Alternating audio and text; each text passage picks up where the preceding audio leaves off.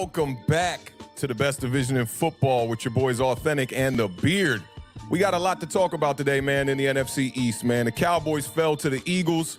Commanders beat Bill Belichick, most importantly, and those New England Patriots. The Las Vegas Raiders destroyed my New York Giants. I'm here because I have to be. Welcome back to the best division in football. That includes the worst team in the NFL, my New York Giants. Shout out to the gang that showed up for the Giant overreaction on Monday. We are gathered here today in all black to pay our respects to what is left of the New York Football Giants. I got nothing, man. I'm just here because I got to be here. If you say something I don't like, I might delete your comment. Without further ado, let me bring in the best co-host in the country, the happiest co-host in the country, the strong side to the left side duo. I see him backstage pumping his fist right now. Mr. Beard himself, how you doing, my guy? Hey, man, listen, it's a good time. It's a good time. Commanders, victory Monday, Tuesday, Wednesday, Thursday, Friday, Saturday. You know, enjoy it. We're on to Seattle, but, you know, listen, it's tough, man. I generally, and I tweeted it out. I wanted to make sure everybody, I felt so bad for Giants fans. I mean, yeah, you know what's so messed up about this game is that it wasn't even close. Nope. It was just a straight-up blowout. Soon as we get that game started, first drive, this was the second time of the year that we got scored on the first drive, and you just knew it was over. As soon as they scored that touchdown on that jet sweep, I was like, all right, I'm going to sit back in this chair and just kind of cool out, man, get ready for this L, prepare myself to celebrate for Antonio Pierce. Shout out to Antonio Pierce. I never want to be the team that has to face an interim coach.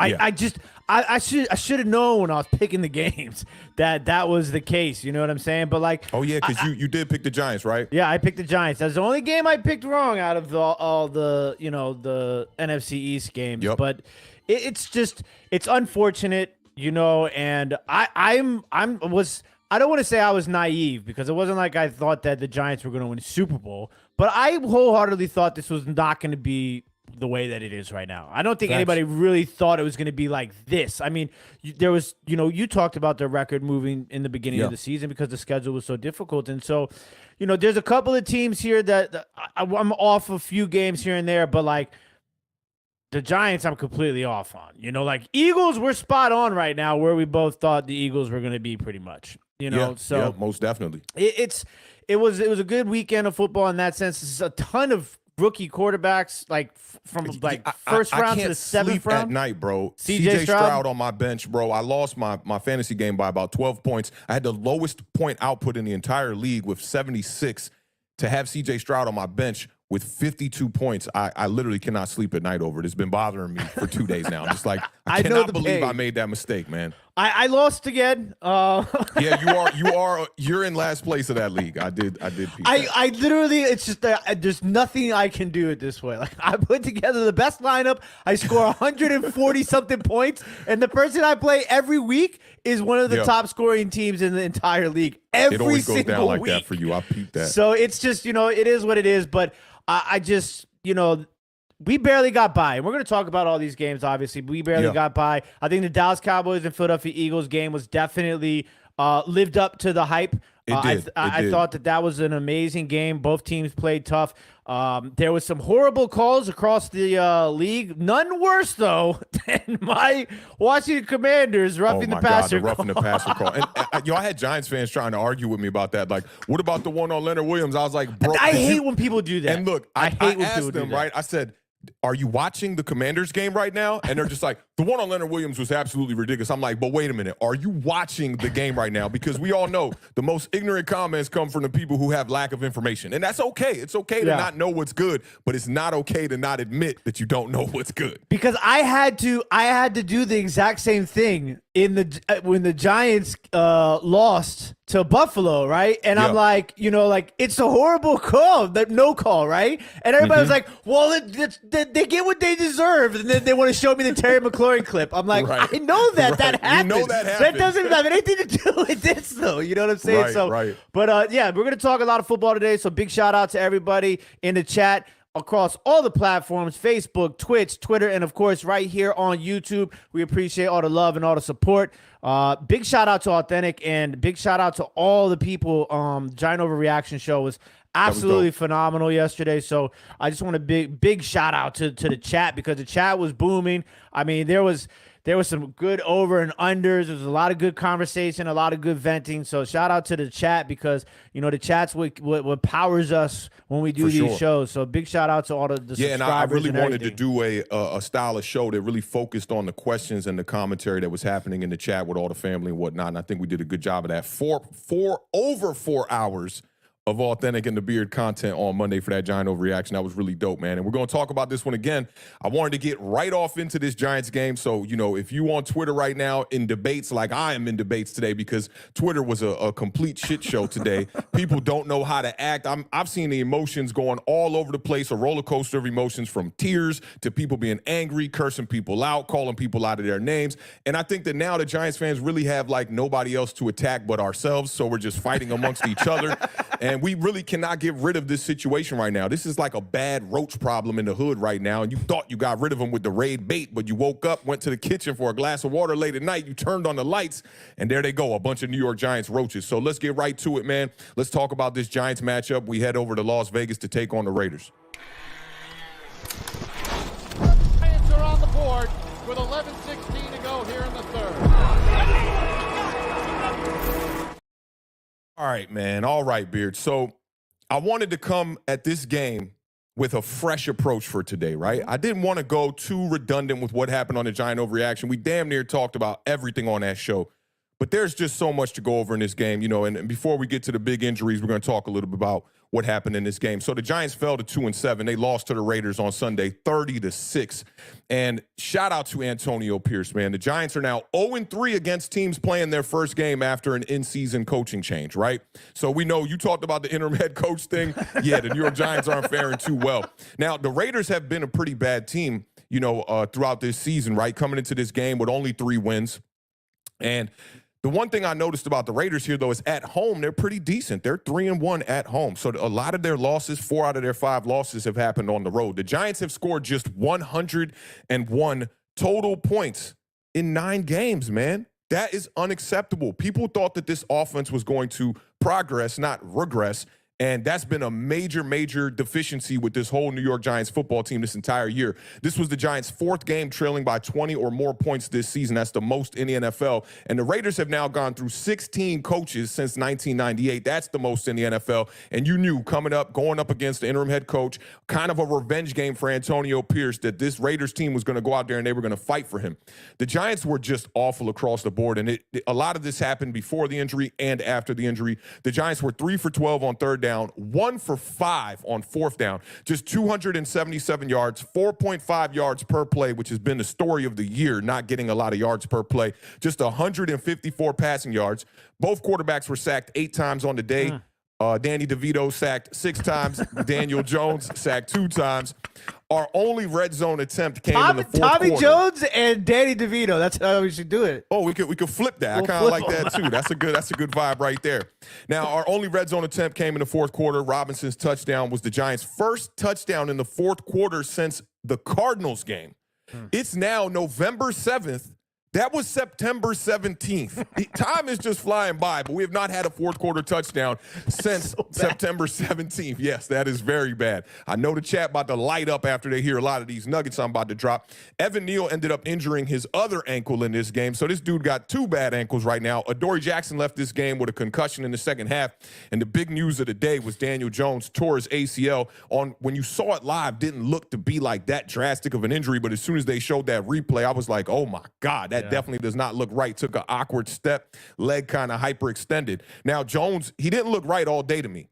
Nope. Started the game with a 3-and-out, sailed that ball over Saquon Barkley's head. He was sacked on the second drive, came up limping. I heard Tiki Barber talking about this on WFAN just yesterday. He said that on the first drive, Daniel Jones kind of had a running play where he kind of like went out of bounds, and the announcers were talking about how it looked like he kind of hurt his knee, stayed down for a quick second, but he bounced back up, and maybe like his ligament was hanging on by a thread from that point on. Now he drops back to pass on his second passing play of the second drive, and the knee buckles. And that's it for Daniel Jones. He is out. MRIs came out. It is indeed a torn ACL. Daniel Jones is going to be out for the year. Now, I don't want to, beat a dead horse or pile on what's going on. I hope nobody takes this too harshly. I definitely don't wish upon no injury, but we got to talk about what the facts are here from Daniel Jones throughout this season and throughout his career as a New York Giant. He finished the day 4 of 9 for just 25 yards. He did take 2 deep shots down the field to Jalen Hyatt, so I think he's listening to the noise out there about not taking those deep shots. One of them was underthrown. One of them was extremely overthrown. And Jalen Hyatt, he kind of made like a play on the sideline on one of those. On the first one, it was a little short, but he was out of bounds and whatnot. Now, Jones finishes the year with 7 turnovers, 2 touchdowns, sacked 30 times in 5 games. In 60 games in 5 years for Daniel Jones, he has 62 passing touchdowns and 64 turnovers, 40 interceptions. They paid this guy $40 million to come out here and be a franchise quarterback for the New York Giants. And my whole beef with this whole type of contract has been that Daniel Jones got that contract off of potential and not having a resume. And the people who supported that narrative, they are the same people that were saying, oh, quarterbacks get paid off of potential, not off of their resume. But if you look at all the contracts across the league, I've talked about this enough on this channel. Most of the guys, if not all of the guys, all got paid off of having a resume. Now, he's going to be injured now in 4 out of 5 seasons, 15 or fewer passing touchdowns in 4 out of 5 seasons. Shout out to my homie Stan. I didn't get to shout out Stan on the Giant Overreaction, and when I was going through a couple of names, he was kind of like, yo, bro, I deserve a shout out here. Him and another homie, I'm going to shout both of y'all out on this one. Stan blessed me with this nugget today that came from Mike Lombardi. I definitely got to catch up on Mike Lombardi's GM Shuffle podcast, one of my favorites. I'm going to definitely check that out. Mike Lombardi tweeted this out, and Stan brought this to my attention. He said, my favorite line from our podcast yesterday is, everyone got paid, but who's happy? Nobody. The disease of me is insidious. Now, shout out to my homegirl, Nunu, who I heard say this in a space, and I thought this was such a great quote. She said, you cannot pay a quarterback like he's a franchise quarterback and have him be a passenger in your offense. And to me, yes, they tried to take the training wheels off of this offense this year and allow Daniel Jones to drop back and throw the ball much more, but to no success. We do know that the identity of this offense has been and is, and until things change, it's Saquon Barkley. Second consecutive game that Tommy DeVito was replacing a starter in the second quarter. So Daniel Jones goes down, and now it's the Danny DeVito show. And it's always sunny in Philadelphia, but not in New York. DeVito was not as bad as he was against the Jets. I will say that. He was 15 of 20 for 175 yards, 1 touchdown, 2 interceptions. One of those interceptions, he was taking a deep shot. I'm not too mad at that. It kind of ends up being a punt. The other one bounced off Darius Slayton's forearm. Kind of was looking like Kenny Galladay out there the way he was catching the ball. When Kenny Galladay had some drop, issues and whatnot, he would try to catch the ball with his body a lot and kind of try to reel balls in like with his forearms and stuff like that, not being able to really be a hands catcher. And Galladay was not known to be that kind of style of catcher. Darius Slayton has had his issues catching the ball. Supposedly he hired a coach to help him out with catching, and he's been better this year. But on pass, penalty, punt. And Brian Dable came out in the press conference and said that they were just trying to draw them off sides on that 4th down. So the aggressive Brian Dable, we really haven't got to see him much, but late in this game, you did see him try to get a little bit more aggressive. The Giants were 1 for 5 on 4th down here. Now, 25 total rushes as a team.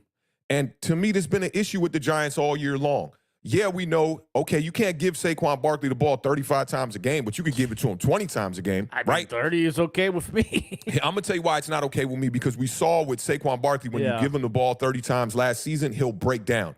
After the Packers game, had the shoulder injury. They gave him the ball 35 times against the Houston Texans, and then from there, you saw a lull in Saquon Barkley's play throughout the Detroit Lions game. I think it was Seattle Seahawks game, and like one more game where it was just a lull there of just not getting the yards necessary. So my whole goal with this is, if you're going to have 4 running backs on the roster, they brought up Corbin from the Carolina practice squad, I believe it was. I forget what practice squad he signed to after we let him go.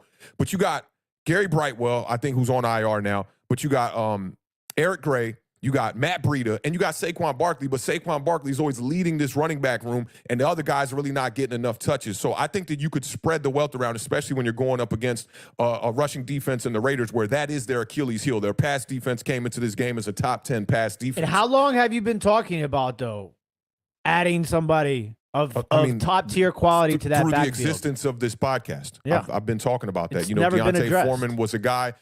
Somebody brought this to my attention in our comments that before y'all signed Adrian Peterson, I was saying we should go out there and get Adrian Peterson. We didn't do that. He would be a great mentor for a guy like Saquon Barkley, and he had some good years with y'all. I think y'all let go of him a little early there. Absolutely. Now, my second key to victory was stay the course on defense. As far as points per game allowed over the last 3 weeks, I brought this up on the preview show that the New York Giants were the best defense in the NFL as far as points per game during that stretch, only allowing 11.3 points per game. Our offense can't score, but our defense has been doing a good job. The Raiders put up 24 points in the first half on the Giants, and a lot of this was on our defense. Second largest halftime deficit of the year for the Giants, and the Raiders had not scored over 21 points in an entire game all year long. They go out here and they put up 24 points against the Giants in the first half. The previous week, the Giants held the Jets to just 58 rushing yards. It was the lowest total by the Giants all season. Not even all season. During the Brian Dable tenure, that's the lowest number, 58 yards. You come out here, you let the Raiders go for 125 yards on 34 attempts. I told y'all on the preview show that whatever running back had more success in this game between Josh Jacobs and Saquon Barkley, that team was going to win the game. I did not think it was going to be in this kind of impressive fashion for the Raiders. I said third that the Giants were going to have to force some turnovers in this game. Raiders were averaging 2 giveaways per game. That's 30th in the NFL. The Giants had 2 takeaways versus the Jets, a takeaway versus the Commanders, 2 takeaways versus the Bills. In this game against the Raiders, they had 0 takeaways. This kind of goes back to what I was saying about Tyrod Taylor. Tyrod Taylor brought some resilience, I felt like, to this offense. He was taking shots, sustaining drives, and I said one hand washes the other. When this offense is playing decent football, keeping our team in games, our defense can play off of that, and one hand washes the other, and they'll both play a decent game. We saw it for 3 weeks pretty much. I'll say 2 weeks, really. The week against the Miami Dolphins, yeah, they put up 524 yards. You can't say the defense had a great day, but we were in that game outside of the turnovers. Now, fourth, I said be better in the coaching department. And this dated back all the way to the Jets game where I wanted Brian Dable to prove that he was the better coach over Rob Saleh. Didn't happen in the Jets game. Mismanagement throughout that fourth quarter. Just the game plan, the amount of plays that we called in the red zone that did not lead to points on the board. Leaving touchdowns and leaving points out there. You go up here against Antonio Pierce in his debut, you should prove you're the better coach. And across the board, listen, you brought up the 3 plays in the first drive for the New York Giants. You go pass with Daniel Jones back in the game. You actually go out there and you run a tush-push on 4th down with a quarterback that's dealing with neck injuries. I saw your tweet on that, and I stand by that tweet. I think, like, listen, I know it's a copycat league, right? But there's some things you just can't do. There's a reason why they do it. And they succeed every time they're doing it. Just because they can do it doesn't mean that you should always try and do it as well. Yeah, people see success and they go, oh, we could do that too. All you got to do is get low, blah, blah, blah. Shout out to Carl Banks, too, who he chimed in on that conversation and said, yeah, 100%, ball that play up, throw it out. He even showed an example of a play with Saquon Barkley where you can run counter and it's more effective. We got more faith in plays like that than we do running a tush push with Daniel Jones, who's coming off a big injury. Neck injury. Okay. And last but not least, I said they got a rookie quarterback in Aiden O'Connell. Shout out to JT O'Sullivan. He put out a video on the Quarterback School channel breaking down Aiden O'Connell's game, which I cannot wait to check out later tonight. But the whole goal was to get pressure on this young quarterback in his second start of the year. 0 sacks. I don't understand where this New York Giants team is headed. I really don't. I don't know where they're going. You know, now we have major questions at quarterback. For me, I didn't want to sign the Daniel Jones deal, right, in the offseason. But when they signed the deal, I at least had confidence in Daniel Jones where he could come out here and at least play winning football, as we like to say over here, right? I've always said that Daniel Jones is at least an average quarterback in the NFL. He deserves to be a starter in this league. He can do things with his legs. He can make most of the throws on the field, right? But between the ears, there seems to be something there that's kind of shot. And you saw hesitancy in this game, even though it was very limited sample size. You saw hesitancy from the quarterback position. The Giants are probably going to be in a position to draft a quarterback high in the draft in 2024. It's looking like the Giants are going to have a top 5 pick, possibly the number 1 pick, maybe or number 2 pick here, because you're looking at teams like the Carolina Panthers, the Arizona Cardinals. The Arizona Cardinals, they just announced today that Kyler Murray is going to get the start, so they're probably going to win a couple of games here. The Giants came out and committed to Tommy DeVito as the starter for the rest of the year. They elevated Matt Barkley off the practice squad. This is eerily similar to 2021, where we saw Jake Fromm, Mike Glennon coming out there, and the Giants couldn't even get past the 50-yard line. And ultimately, it led to a breakdown at the podium by Joe Judge, and he ends up being fired. You ended up firing Jason Garrett a little bit too late. I feel like they moved Freddie Kitchens to offensive coordinator to no success. This looks just like 2021 all over again, except now we're going to be $40 million in debt for this year. The cap hit next year for Daniel Jones is absolutely ridiculous. There's no way he's going to be healthy for week one. What's the total on next year? Do you know off the top of your head? I want to say it's like $40 million dead cap hit. And that's it after that, right? No, in 2025, there's a slight cap hit as well, too. But it's not. It's like it's not as large as the 2020. Right? It's like $20 million, bro. If you want to call that manageable, maybe that's manageable. But to me, the New York Giants are throwing dollars away, right?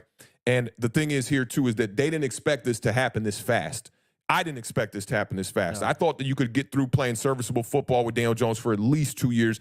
And for the people who still felt like the evaluation was not clear and concise for them at this moment in time, you had 2 years of buffer again now to wait till a quarterback was going to be finishing his 7th year to then have a full diagnosis on who he is. I can't sit up here and say that I'm in that same boat as some of those Giants fans who still till today are on Twitter right now making up excuses after excuses like this isn't a bad situation that the New York Giants are in, that this is not going to set back the New York Giants in a drastic way. So for me, there's not a lot of hope left in the season. I felt like this when Daniel Jones got injured in the Miami Dolphins game. Tyrod Taylor came in. It at least gave me a little bit of hope to get reeled back in because you saw change. You saw different. You saw a guy who could manipulate and maneuver the pocket just a little bit. Now we lost Tyrod Taylor, who's got a rib, as Brian Dable puts it. We don't even know when he's coming back. He's on IR for at least 4 weeks, 3 more now. Darren Waller on IR for 3 weeks. The Giants are headed nowhere fast, man. And all I can pray is that they don't panic, because I do think that Brian Dable deserves to finish out this season and go into next season and have a full year to be able to try to get this team back on track. You got 1 year where you overachieved, and now you have a year where you underperformed. At least give Brian Dable that opportunity to get his, to even this thing back out in 2024, and also giving Joe Shane the opportunity to go out there and get his own quarterback and die on that shield. Yeah, I mean, I'll touch on the game first, and then I'll talk about the quarterback situation. I mean, obviously, I mentioned the way that game started. For me, it's just that right there. It rubs me the wrong way. Like, especially like coming off the injury, pass. You're not. I hate it when there's this. They always talk about the script, the 15-play script, right? When starting the game is generally what teams have.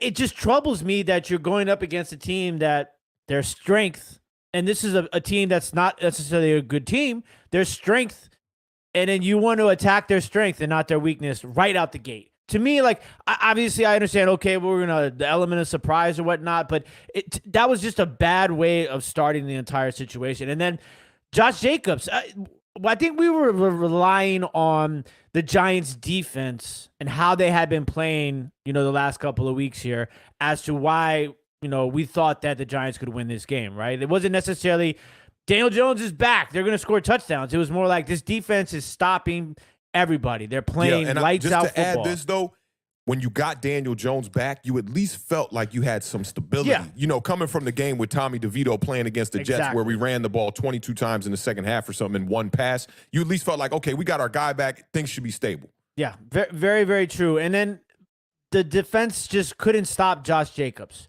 And it was Josh Jacobs, the two first touchdown drives, the first touchdown drive, Josh Jacobs had 31 yards rushing. Yeah, on 4 carries. Yeah, second drive, touchdown drive, he had 33 yards on the ground. I mean, like, that was those two big drives, obviously, and then the turnover on downs for the Giants was a huge on the tush push. Yep. That now you're talking about short field, obviously, and then DeVito throws back-to-back interceptions, and next thing you know, it's 24-0. It's like it happened.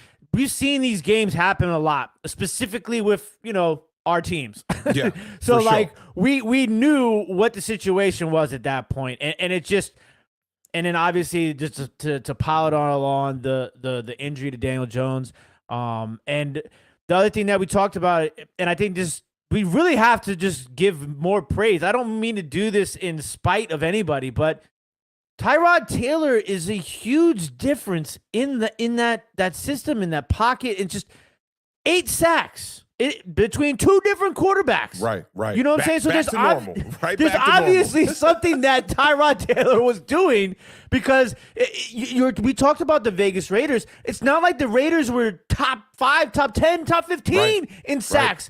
Max Crosby had, what was it? I want to say it was damn near 50% of the sacks, the team sacks. And we said, this is the guy this is a guy you got to keep an eye on, right? This He is got a guy his you eighth need. in this game, I believe. So that was he's like 7 straight seasons now. Only 13 players have done that, where he's 7 straight seasons of having 7 or more sacks. 3 sacks in this game.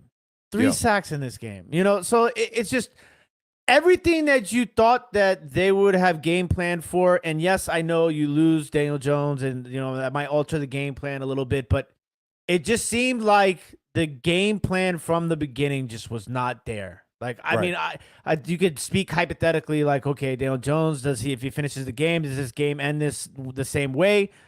But we'll never know, right? There's a possibility, yes. There's a possibility, no, obviously. But for me, with Daniel Jones, I think I've always been pretty even keel about Daniel Jones. I've never been too high on him, never been too low on him, right?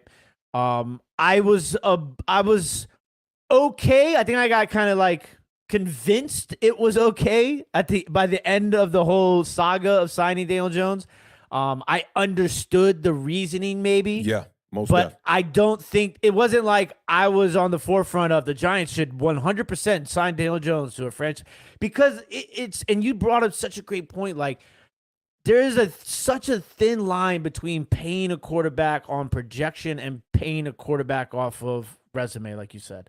Yeah. The line is so fine there. Like, yes, you might pay certain quarterbacks, right, on projection, but that projection is based off of a resume. And that's such a great point, because it's like they'll have at least 2 years of good play where you feel like that's the foundation where when you pay them, they'll get better. A lot of these quarterbacks, too, they also don't have like the right weaponry around them, right, when they get the contract. So teams are figuring, hey, when we put more weapons around him, when we put a Darren Waller around him, you know, stuff like that, it's going to make this guy flourish a little bit. Yeah. You know, I'm sure they thought that with Dak Prescott, you know, when they gave him the money, that he would flourish. I can't remember when that happened. I think that was the year after they brought in Amari Cooper, I think. Yeah, it was because that's when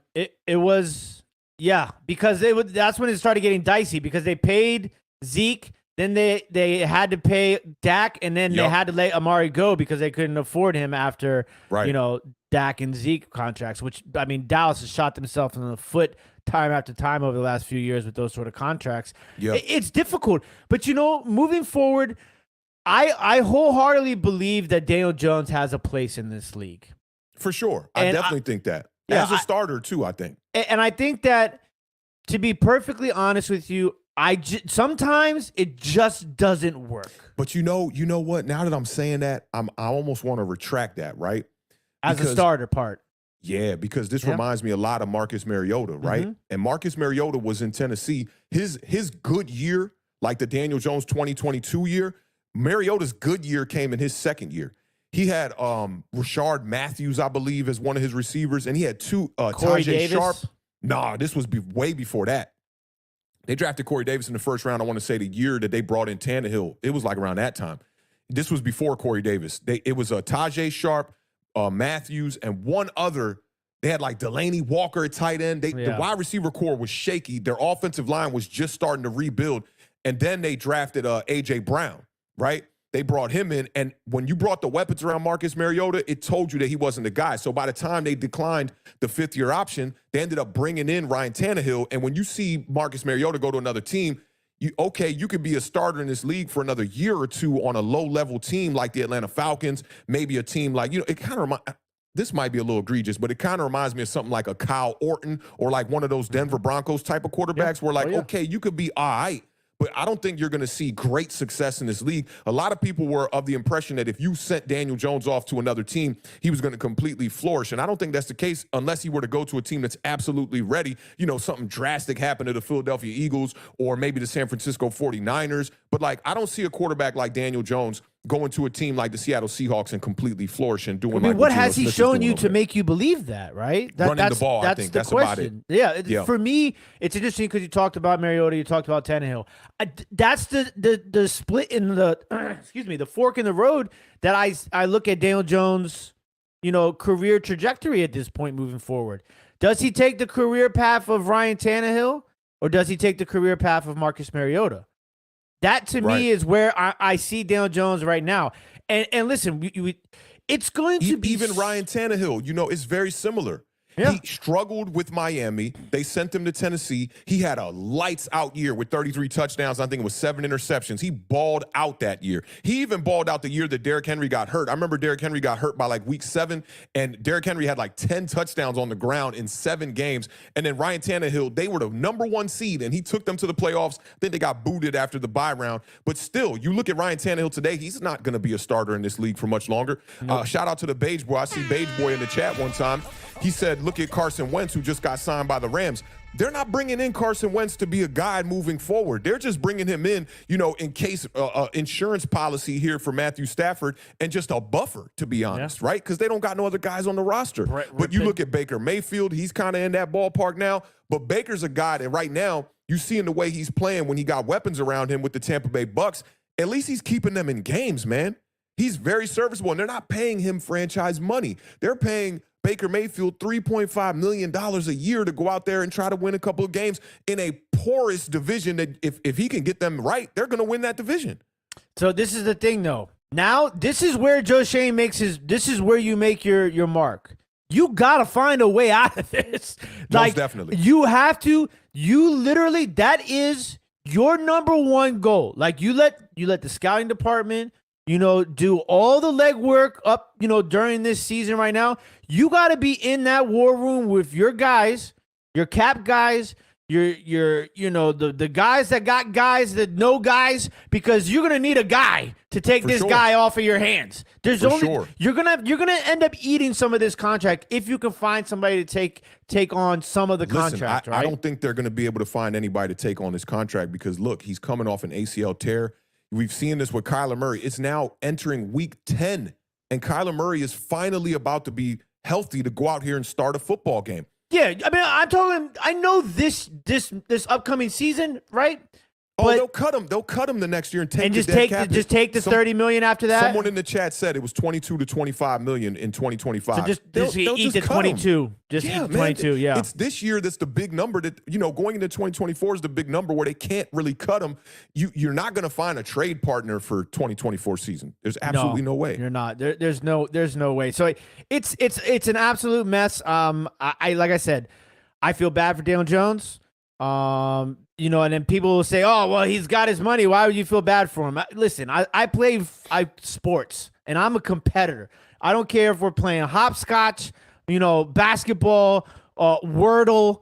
I want to win, right? And these guys who are playing at this level, this is what they do. They play football. They want to win football games. They love doing what they do. So, yeah, he got the bag, but you think he wouldn't rather be playing football right now? 1,000% he'd rather be playing football. So, yeah, I feel bad for Daniel Jones. I feel horrible for the Giants, fan base. And some people will be like, oh, well, you're a Commanders fan. Who cares about – listen, man, this is what we do. We talk Giants football. We talk Commanders football. Yes, sir. I hate to see these sort of, people put into situations because, like you said, with the way you started the show, it tears a fan base apart. But I think that – it sucks to say this, but I hope that now you can find some sort of unity in this fan base for your guys' sake, because it's over. It's over. There's no way that a fan can sit here and be like, Daniel Jones is our guy. Listen, man, I don't know if you saw the first overreaction I brought up on the Giant overreaction. People were saying 2024 comeback player of the year. We can't be thinking like that. But I just think people are so invested in the belief and in hope that they're not just using their eyeballs to assess the situation here. Daniel Jones is not going to be back before October. There's no way. And then what are you going to do? And for those of y'all who have been tuning into my Bleacher Report streams, the topic tomorrow on Bleacher Report is going to be who is going to be the starter for the New York Giants week 1 in 2024. And I have no damn clue. I have no clue. You have to go out here and draft a rookie. Yeah. And are we just going to throw him out there to the Wolves, or are you going to get a bridge quarterback? Yeah. Are you going to try to re-sign Tyrod Taylor, who gets hurt every time he gets tackled pretty much? You can't do that either, man. And listen, I guess that's why they're trying to see what they have in DeVito. But let's be perfectly honest. I mean, not everybody's Brock Purdy, so I don't know if I see that element in DeVito, but you never know. I was shocked that they said they're going to run with DeVito for the rest of the season. I want to see Barkley to Barkley. That's all I want. But what does that tell you when you hear the Giants report? we're going with Tommy DeVito for the rest of the year. What does that tell you? It tells me that they're giving up on this season and they want to see if they can use DeVito as a bridge quarterback as opposed to signing a veteran next year. I don't agree with that part with no bridge quarterback. There's no way that the New York Giants go out week 1 with Tommy DeVito as the starter. I mean, I don't think so either, but I mean, I bet you they're hoping they are because they're not going to have a lot of money to pay a bridge guy. You got to go draft a guy, man. I mean, you're going to draft a guy. Listen, if the New York Giants get a top 10 pick next year and don't draft a quarterback, hell's going to break loose. Heads are going to roll. And this we can only speculate, but to me, this just screams John Mara. Joe Shane and them came in and declined the 5th-year option. You mean to tell me that year from 2022 was enough to be like, go ahead, throw him the bag. Give him 160. Give him 80+ guaranteed. It just does not make sense to me. It does not scream Buffalo's front office, right? But at the same time here, that's Brandon Beane over there who was making a bunch of the moves in Buffalo, who, made the moves to go get Josh Allen, traded 3 picks to get there. A year before, traded one of those picks, right?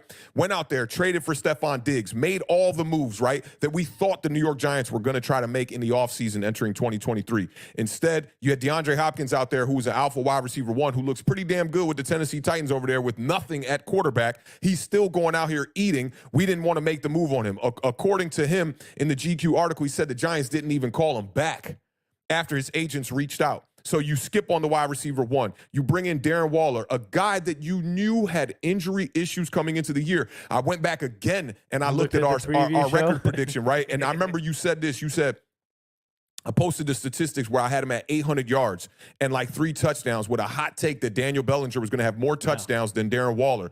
And you were like, oh, this is a perfect layup for him to breach these numbers. And I said, man, don't think like that. You cannot forget for 2 seasons, this guy was hurt. And now look at it. What is the injury? It's the same exact injury he was dealing with when the Raiders shipped him out. And this ain't no shade at Darren Waller. When he's healthy, he's the best player we got in the passing game, straight up and down. But at the end of the day, we knew he was an injury-prone type of player. You knew Paris Campbell was an injury-prone type of player. You surrounded a bunch of injury-prone. Where is he? He had 2 catches this game, and he's been being benched. He hasn't been getting the snaps. All he's been doing is returning kicks. But to finalize that point, you brought in Darren Waller to pair him with your 2 best offensive weapons in Saquon Barkley and Daniel Jones, who are both injury-prone. You cannot tell me that this shit makes sense. There's a lot of questions that, when it's going down, it's so easy to see it from the bright side, right? And then if you don't, everybody's like, you're hating this. But realistically, I mean, yeah, like think about it, like Saquon Barkley, Daniel Jones, Darren Waller. You're going to go into next week. I mean, there's been, how many times have all 3 of those guys actually played in a game together? Not a lot. Not a lot. 2, and then two times? You could throw Andrew Thomas in the mix too, because Andrew Thomas has now been hurt 2 out of the 3 seasons. And Evan Neal's not looking like that's going to pan out either. Not looking like a guy. And I'll tell you what, we'll round this off with just saying this right here. They told me that we were going to look back at this Daniel Jones contract in 2 seasons and it was going to be a bargain. They told me that when Daniel Jones goes out there and throws for 4,000 yards and 28 touchdowns, you'll see why this contract is a bargain when he's the 13th highest paid quarterback in the league. And what did I do? I stayed completely chill, right? And tried to be not optimistic, not pessimistic, but realistic, right? Sure.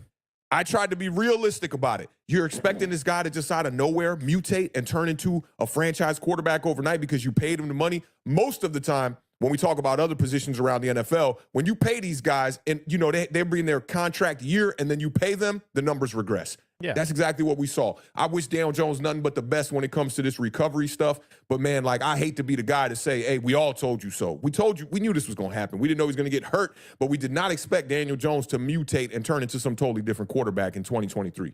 Yeah, unfortunate situation. Big shout out to our guy, Juan Cepeda. With a $5 super chat, says not okay to give 26 the ball over 30 times when you have the guy on a tag. Amen. Great point. Give him a 3-year guaranteed contract, and 26 will be down for 30 touches. That's a bar. That's a bar right there.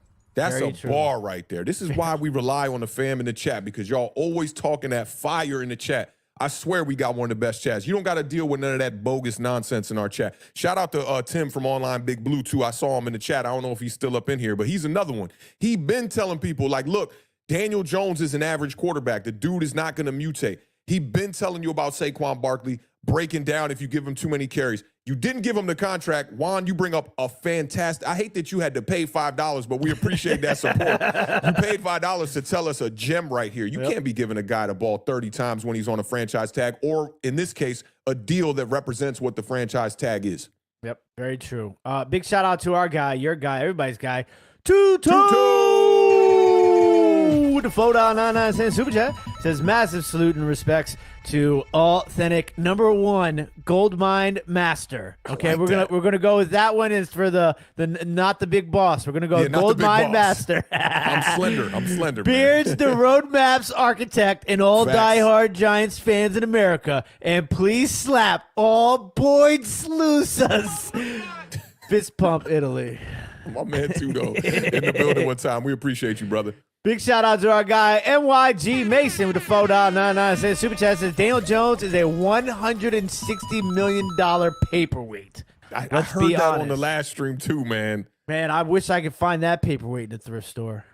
Bruh. That'd be a great flip I'd for be me. set right now. 160 million. Oof, good God, I'd be set. Yeah, right now. listen, it's gonna end up going down as one of the worst deals in NFL history. So it's just Possibly. I don't know if I could go there. You Kenny Galladay, Nate Solder.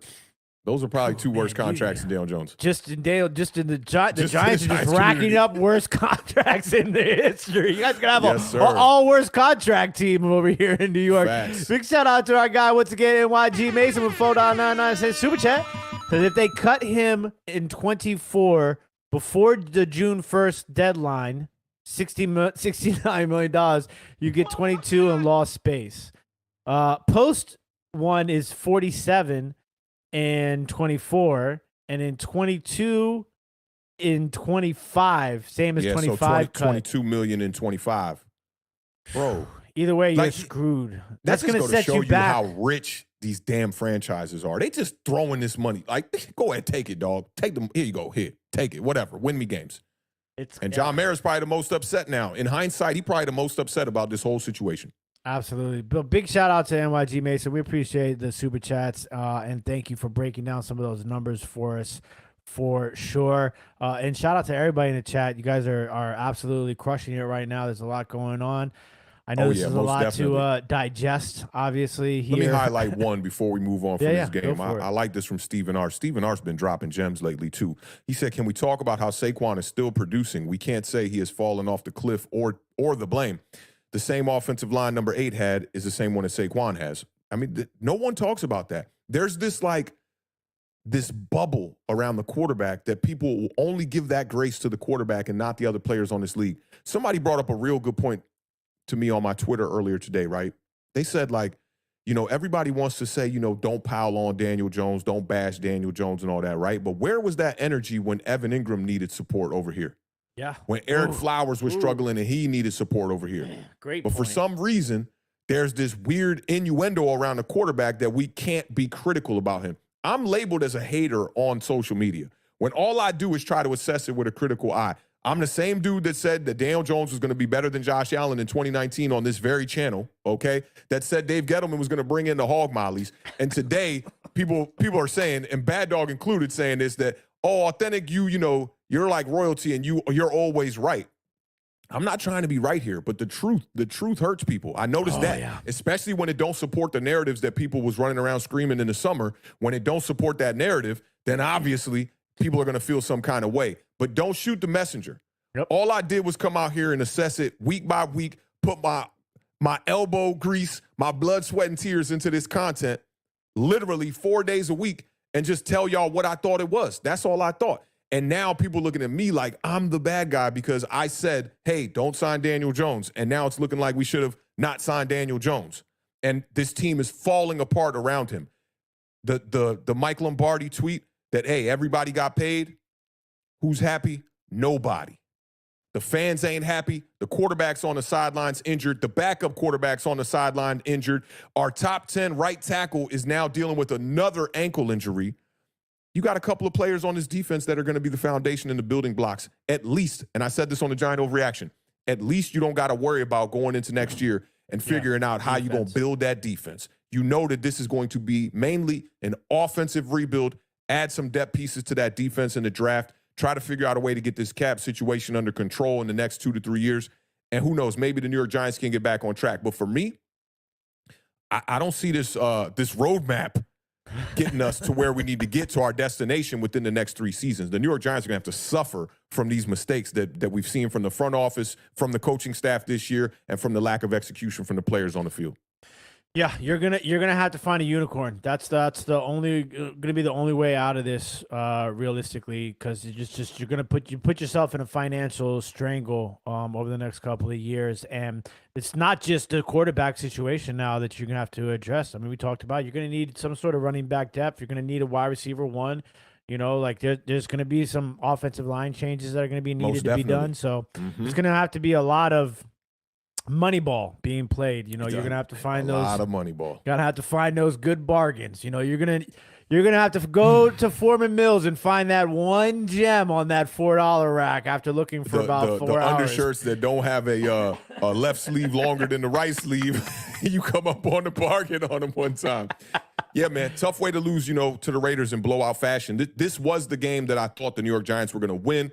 You know, I looked at it as falling to 2-6 early in the season. I thought that, you know, if you could win this Raiders game, you could possibly dig yourself up out of a hole. When you lose the starting quarterback and you don't got a backup quarterback, there's no way around this. Yeah, it's tough. But, you know, big shout out to Tuto. Put a phone down on says Super Chat. Says Awthentik #1. I was wondering if you could refer us to a good lawyer to ask him if there's any compensations for being a Giants fan or something. Please. I definitely know a good lawyer got me out of a jam with this recording studio that was trying to own some royalties to some of my music and some performances on stage with some really big names. I don't think we can get any, what are those, reparations for the New York Giants fans. I don't think we could get any of those too. Yeah, but everybody gets 5 cents from the class action lawsuit. Maybe a medium Giants. Pepsi out of it. That's about it. You ready to get off into this big win for y'all, this Commanders game? Yeah. Let's do it. Oh, it's missing. We're missing something here, so we'll just go to this real quick one time.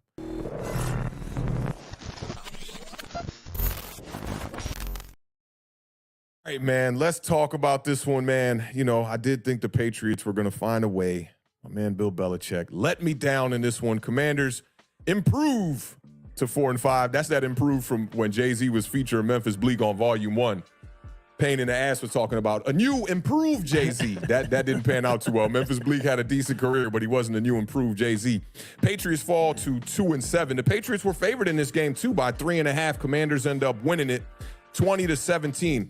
To me, it seems like the Patriots could have committed a little bit more to the RTDB game plan, running that damn ball. They averaged 5.6 yards per carry. They only rushed it 19 times. Did come on a Ramondre Stevenson big run for 64 yards, but he had 9 carries for 87 yards. Patriots led this one at halftime. What the hell? 14-10. Why aren't you running the ball? I don't get it. Patriots passing offense is not good, man. And I don't know, man. Like, I don't know. I looked into this trying to assess what is the true problem here. Mac Jones, shout out to Mac Jones. He was coming off of back-to-back games with multiple passing touchdowns. Y'all know how I feel about that. Commanders didn't sack Mac Jones one time in this game. I wonder why. I wonder why, right? Go we'll figure. get to that. Commanders did not sack Mac Jones one time in this game. He was 24 of 44 for 220 yards, 1 touchdown, 1 interception. The interception came late on the last offensive possession for the Patriots. Juju Smith-Schuster, who made a hell of a catch on 4th down to extend that drive, glue hands, ends up dropping this one. I do think the referees missed a holding penalty on this one. I saw some hands around that way. It's a little dancing, you know, with Juju Smith-Schuster one time. It was Jartavius Martin who got the interception. Quan. Shout out to my home. Rich homie Quan. Oh, I didn't know what the hell you said. You scared the dog shit out of me, though, when you screamed that. I was like, golly. But shout out to my homie Caleb on Twitter, who's been begging. He's literally been begging for Martin to get into the game. He was y'all's 2nd-round draft pick in, I believe, the 2023 draft coming out of Illinois. The Patriots pass catchers are funny. That's the word I use to describe their wide receiver core / tight ends. I'm not sure how much of this blame goes on Mac Jones, how much of this goes on Bill O'Brien. how much of this goes on Bill Belichick? Maybe we could just blame Joe Judge and Josh McDaniels. I know Josh McDaniels ain't still over there, but he deserves a little bit of blame too. Fantasy sleeper, I think you had him in your section here on Sunday's parlay show. DeMario Douglas, 5 receptions for 55 yards. That's not too bad. He had 7 targets. Juju Smith-Schuster, 6 receptions for 51 yards. Ramondre Stevenson added to the pass attack. He had 4 for 42. Hunter Henry, who's been a big letdown since they paid him and brought him over there, 4 receptions for 39 yards. Ezekiel Elliott had 3 for 15, man. So I don't know what happened there with the Patriots pass attack, but let's talk about the man of the hour. I know you want to talk about this guy right here. Sam Howell had another solid day. This is back-to-back weeks with solid games for Sam Howell. I don't want y'all to get my comments from last show misconstrued like the homie Benny, who pretty much was acting like I was saying Sam Howell is absolute garbage. I'm just talking about timing and what kind of caliber quarterback you should have brought in here with the kind of offense that the Commanders have to make a run here. And I'm going to ask you a question before I swing it over to you and go over some of these statistics with Sam Howell. He connected with Terry McLaurin 5 times for 73 yards. Y'all, real number 1 wide receiver, no matter what the Beard tried to tell y'all on the stat prediction show earlier on this year. Make sure y'all go check that one out. That was a good show. Jahan Dotson had 4 receptions for 69 yards, 1 touchdown. And yes, even though I know my Giants got their ass kicked, I'm still throwing shots out there. Byron Pringle was extremely effective in this game. Just 3 receptions, but for 55 yards. Howell finished the day 29 to 45. Yo, Eric Bieniemy's just like, which pass play? 325 yards, 1 touchdown. He had the costly interception that I talked about with quarterbacks who are learning on the job like Sam Howell is. He's pretty much a rookie at this stage in his career. He was sacked 3 times on the day. By no means was it a pretty day, but the Commanders dominated in most categories here.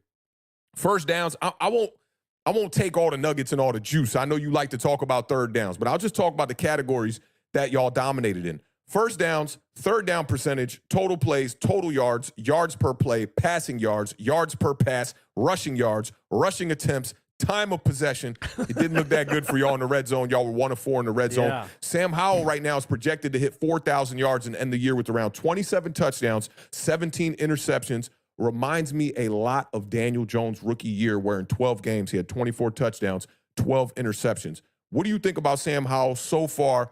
Do you think that y'all were just a quarterback away from making the move to being a Super Bowl in the preseason, not knowing that your defense was going to take a step back the way that they did? Or do you think that there's a lot more going on with this team, and that's why you guys shipped off guys like Montez Sweat and Chase Young? That's really tough because you threw it in that curveball there at the end about preseason. Like, not knowing that, I think it would be easy. Super Bowl, no, I wasn't that naive, to think that we would make the Super Bowl. But I did. Well, not make the Super Bowl. I'm just talking about being a Super Bowl ready, a contending team. That, If you think that 10 wins is that you call 10 wins? If you think that 10 wins is that, then I did think. I thought that they were a playoff contender for sure. I was concerned about the schedule. I think that's something that we talked about early on is how different this year was for all of these teams in our division compared to last year. Yeah. So, I definitely think that was true. But I mean, that was me being naive. That's why the game is played on the field and not on a piece of paper. You know what I'm saying? Because you had 10 wins with Sam Howell, and I'm with just Taylor saying, Heineke, or you're saying I had 10 wins with Sam Howell this year. Yeah, you projected 10 wins with Sam Howell, knowing that he was going to be the starter. Maybe it could have been Jacoby Brissett, but for the most part, we thought it was going to be Sam Howell. Yeah. So I'm just saying, if you brought in that stud, does you think that could have maybe increased that win total projection that you thought y'all had?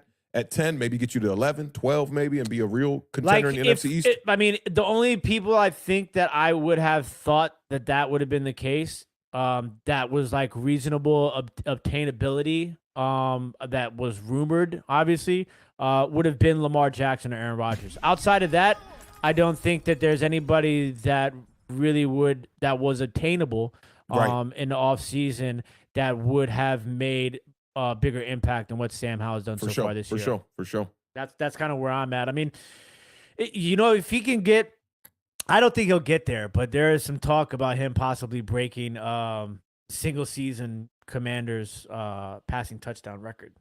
What is the record? 31. Not too bad. And 17 games now, we will see some of these records being broken Yeah. for sure. Yeah. But And do you know and who the owns clip, that record? 31. Who put up 31? Passing too. I was gonna say RG3, but it's not RG3, right? No. It's Todd Collins, No. Kirk Cousins. No. Strike two. Who we got? Sonny Jurgensen. Oh, that's way back. Wow. Yeah. I mean, listen. Makes sense. Sonny was a we he was a haven't dog. had a quarterback put together back-to-back games like Sam Howell has these last 2 weeks since Kirk Cousins. Yeah. And you know what? You know what's crazy is, as one of the biggest Kirk Cousins haters like out there ever, obviously I've come around over the last couple of years, but I think that seeing Wait a Sam minute. Howell, I kind of got to give you some flack here. what? I think Carson Wentz might have put together back-to-back games like this. Opening day, didn't he throw 3 touchdowns against the Jaguars? Yeah, but that first half in that Jaguars This is a game 1 touchdown, 1 interception game. It is. You know how I do. I know. But I think that seeing the way that Sam Howell plays football right now this year and this season, it makes me feel more and more stupid about the way that I assess Kirk Cousins as a quarterback when he was here. This is some accountability from here. Yeah, oh yeah. Listen, that's one thing that I like to do. I like to be accountable. Hold myself accountable for my takes and my that's debatable. stuff like that. That's debatable. It is, but hey, listen, we're throwing a lot of able words out here right now. Listen, it's the thing for me is like not even just the stats, right? Because he is second in the National Football League right now in passing yards. But they're throwing the ball at a higher rate than any other team in the National Football League. Also, Facts. He's what is he, 4th or 5th? I think. He came into the game 3rd in passing attempts. Yeah, I think he's 4th or 5th in touchdowns thrown in the league this year too. And like obviously I like to do this, and it's a cop out, But I look at those interception numbers. 4 of those interceptions came in one game. Yeah. I'm just, do that. I know, but I'm going to do it. I'm probably going to do it for the rest of the year. Yeah, Sam Howell, he's number 1 in attempts right now, and he has 20 more attempts than Patrick Mahomes.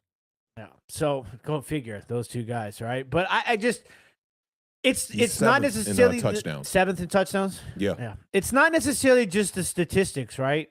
For me, it's the throws, dog. Like big throws. Some of the and he has done it. Like even in his bad games or his average games, right? Because let's just be honest, he has great games, he has bad games, and he has average games, right? I would almost even say that this is almost like an average game, right? This isn't necessarily a great game. I'd say this is about an average game, right? Yeah, this is a good game. Yeah, it's a good game. It's an average game, right? But like the throws that he makes every game, no matter what the outcome of his game is, like average, good, bad, or great, he makes throws that you're just like, God damn. Impressive arm talent, for sure. That is because listen, the 3rd down conversions Terry early in the McLaurin first half. on the sideline. Forget one. This dude was tearing it up on 3rd down in the first half. Yeah, he 3rd down conversions of 7 yards, 10 yards, 23 yards on the feet, and then a 10-yard and an 8-yard one. Remember, I tweeted that when I said, man, how the hell y'all let him? That's an impossible type of scenario. Y'all let this man pick up 23 yards. He was hit at contact 10 yards before the first down marker and was just like, ugh, get off me. Ran right to the first down marker. So I do think that Howell, and going to the comparison I made to Daniel Jones at the beginning in the opening, Sam Howell got more of that like the arm talent is on display. You're seeing throws in tight windows. The throw that comes to mind for me this year is the touchdown in the back of the end zone to Terry McLaurin in double coverage. The ball is just a dot right on Terry McLaurin. He's making those big boy throws early in his NFL career. I'm just worried about if teams get tape on him, how will this change? Because Sam Howell is a traditional kind of quarterback. He's a drop back passer for the most part. He can use his legs when things go wrong, but I look at him more like I look at a Joe Burrow. Like Joe Burrow can run, but Joe Burrow's not really going to be running the ball. Yeah. I can agree with that to a certain extent. I think that what you're starting to see is the progression of this offense, and that is, the offense as a whole, Sam Howell and Eric Bieniemy. I think you're starting to see these throws on the rollouts a lot now too, and he seems to be hitting those throws quite well, on the rollouts, and I think that's important. Obviously, with the struggles we've had at offensive line, but I just, for me, I think that interception at the end of the half, though, we're not just gonna let that slide. That was It was terrible. That was. I mean, I would hope somebody asked him because I would like to. I didn't catch much of the post game. We've seen that stuff. a little too much this year, and those are the things. He's not a rookie, but he really is a rookie, and those are the kind of throws that you see out of rookie, type of quarterbacks. Like every now and again, you're just like, it's a head scratcher. Like, what the hell were you thinking right there? Because he's got all the arm talent in the world, and you see him squeeze the ball into tight windows, make big throws, and then every now and again you just get a throw where you're just like, come on, Sam, what you thinking here? I will tell you though, that is probably one of the most impressive things outside of the ball placement and the arm talent, and is that dude does nothing seems to phase him. Like he makes a mistake and he just it's out. I'm right back. I'm right back to it. Right, like he doesn't seem to ever get rattled at all. Yeah. Like, and think about that. That's tough. Never too high, never too low. Yeah, very you don't even see him keel. celebrating too crazy either. Nope. And right now, it's like a good thing. But I think that you want to see a down the little bit line, more you of want to that. see that leader, that guy, like, yo, dog, I got y'all. Let's go get it. Yeah, I can agree with that too. But for me, like, I just, like I said, there's a lot of things that I think you and I look at when we're watching football that isn't necessarily like the same things that everybody else looks at. And for me, like, I'm looking at certain things when I'm watching Sam Howell, and he, to me, seems to keep checking the boxes that I want to see him check as the season moves along. And like, I don't want to compare him to anybody, and I don't want to put like crazy expectations. I thought that my expectations of him preseason were pretty, there was nothing crazy. It was pretty, maybe like a little 28? low on the interceptions or something. Maybe a little. I probably undershot because you were that. around 3-1, and I think that's where you're going to miss the mark is the interceptions. I think I had 27 touchdowns and 13 interceptions and like 3,800 yards or something like that. 3,600 yards. I want to go yards. back and check it. I feel like it was right near 4,000. I do remember that. The yards was right near 4,000. Yeah, so he's got 3 straight games with an interception. That's what you got to.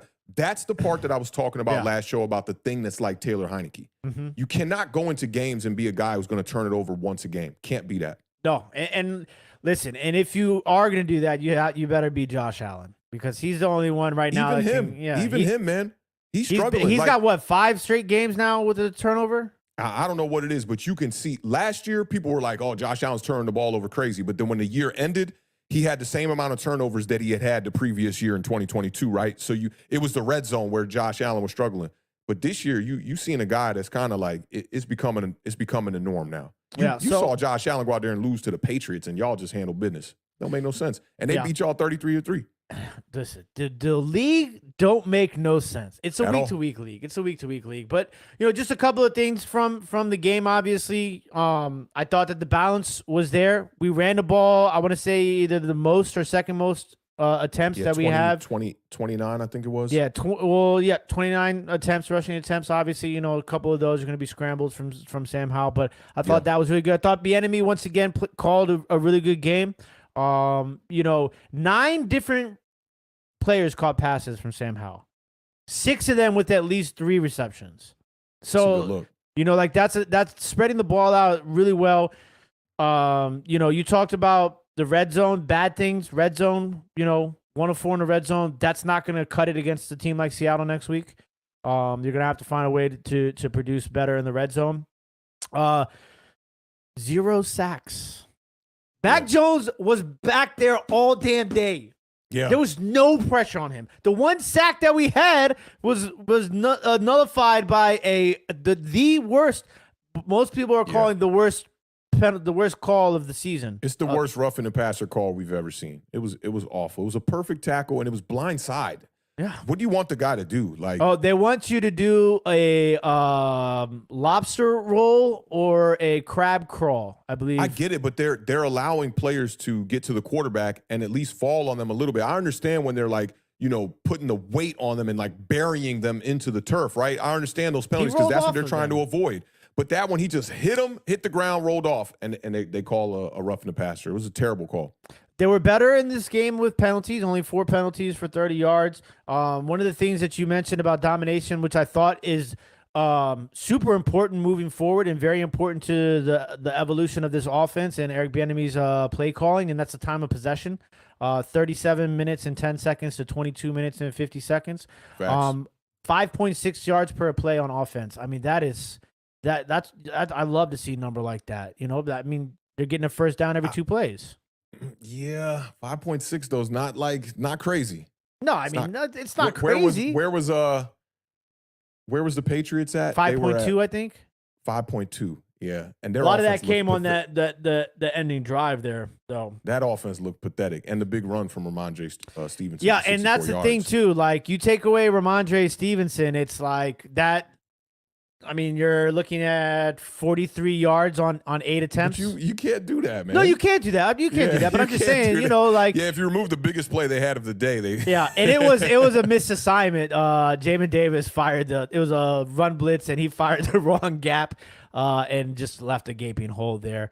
But yeah, you said 5.6 is where y'all were at per play.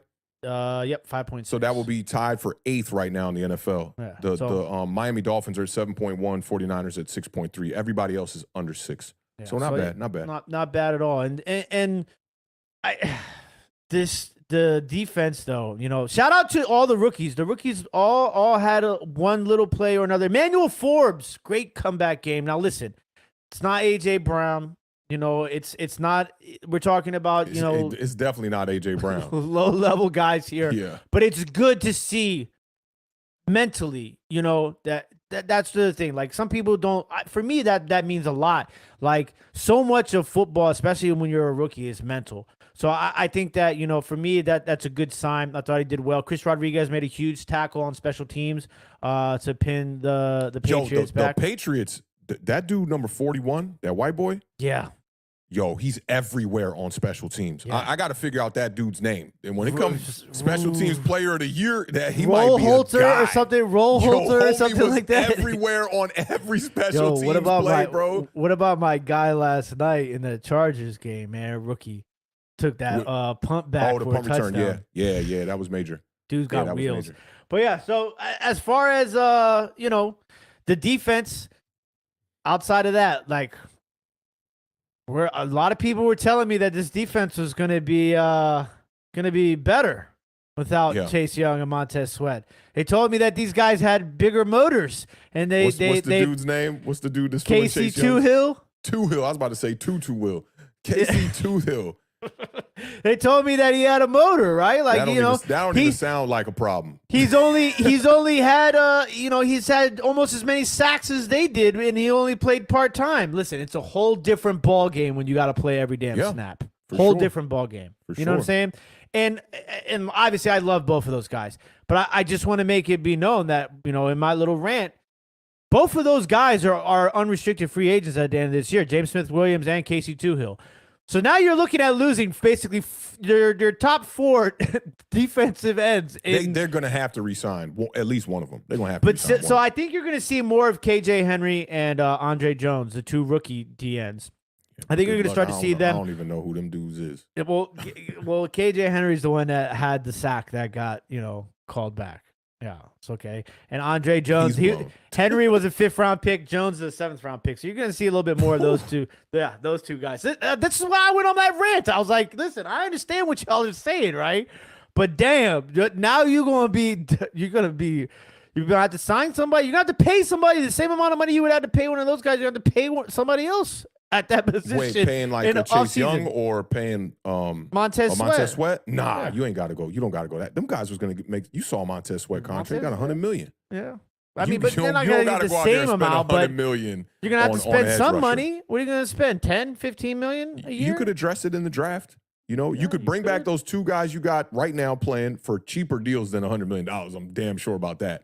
And then you going to get production, though? That's the question. That's one of the most important. That's one of the most important positions on the football field. Look at how the New York Giants did it, and they're seeing a little bit of productivity out of the edge rushers right now. They relied on Azeez Ojulari, and they drafted Kayvon Thibodeau. That's it.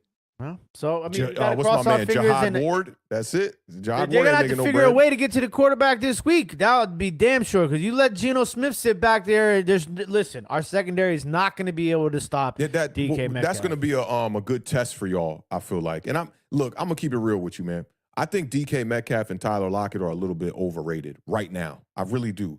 To me, mad at that. they don't put no fear in my heart if I'm a defense right now. They don't put if I got a good defense, they don't put no fear in my heart, man. DK does against my defense. What DK numbers look They're like? They're not great. Yeah, dude. But he puts fear in my. I like Geno Smith. I like them, but they don't fear me like when you're going up against a perennial wide receiver, AJ Brown, or going up against a Devontae Adams or somebody like that. Like, to me, DK Metcalf would be better served as a number 2 wide receiver. He got 2 touchdowns on the year and 28 receptions. That don't put no fear in nobody. He gonna make some plays. Don't get me wrong. I ain't saying he's some slouch or nothing like that. But to me, them dudes is a little bit overrated. People look at Geno Smith's success based upon DK Metcalf and Tyler Lockett. I know Tyler Lockett was a 1,000-yard wide receiver last year, and I think he had 9 touchdowns. He balled out last year. But this year, we're starting to see a little bit of a regression. A guy getting a little bit older. I know that him and Geno were trying to represent for the OGs out there and whatnot. But look, man, I got to keep it real over here. And to round it out, I will give everybody an update on the roadmap. It was kind of weird. Oh, wait a minute. If we're going to do the roadmap, we got to, come on. Yeah, bro. let's go. Let's run. Yeah, you get on the freeway. What? No, turn right. Get out of the lane. No. Okay, get procedure. Just get out the lane.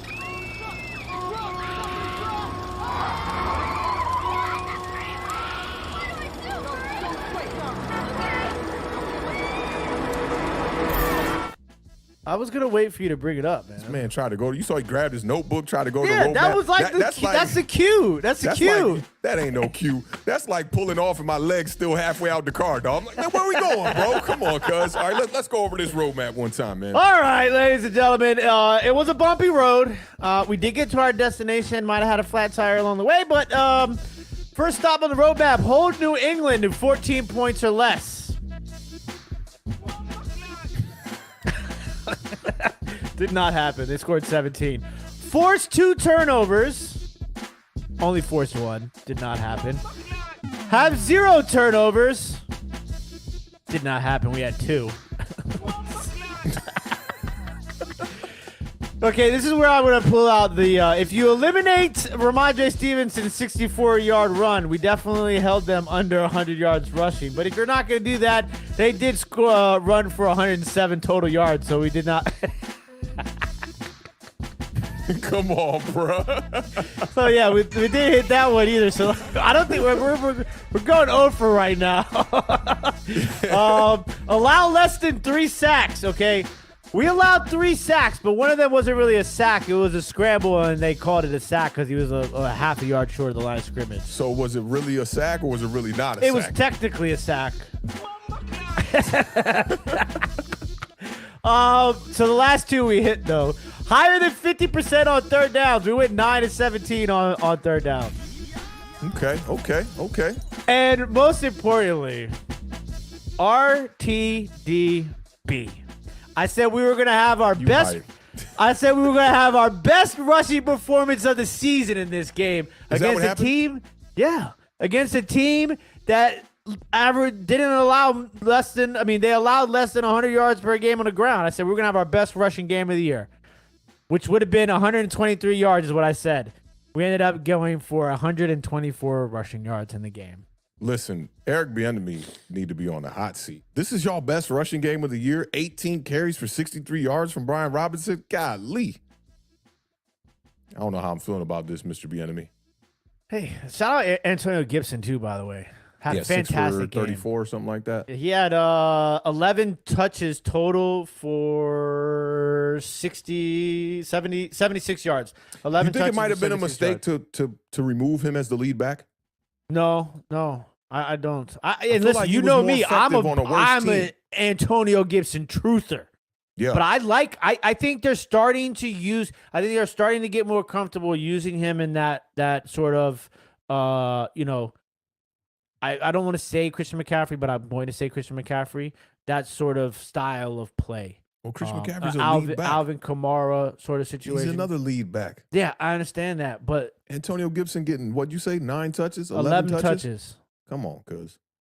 I mean, they're working it. They're working their way in, man. They're working their way in, man. You know what I'm saying? But all in all, hey, but dub is a dub. We should have crushed them, right? And we got a little lucky at the end there.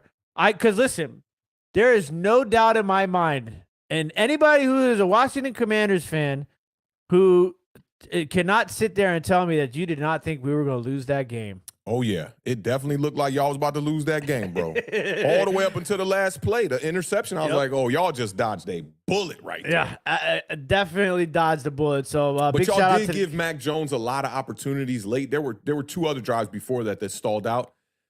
He just wasn't capitalizing. And, man, I remember he got the ball back once. They ran it 3 straight times. In the fourth quarter, you're down by, what was that? What was the final score was 17. 20-17. So you were down by 3 points. They got the ball like somewhere around like their 40-yard line. I think it was, the ball 3 excuse times. me, was it 21-17?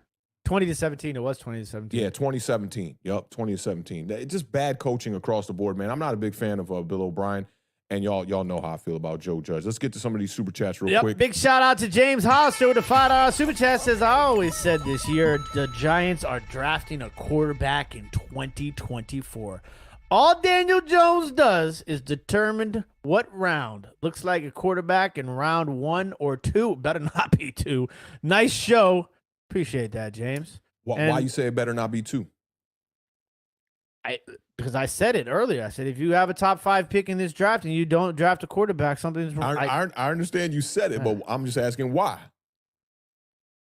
Because you need a quarterback. You need a quarterback. The Beard is looking like he did not do his homework, and I'm asking him for the answers to the test right now. He's like, you need a quarterback, man. Yeah, you need a quarterback. Let me bring up a great scenario.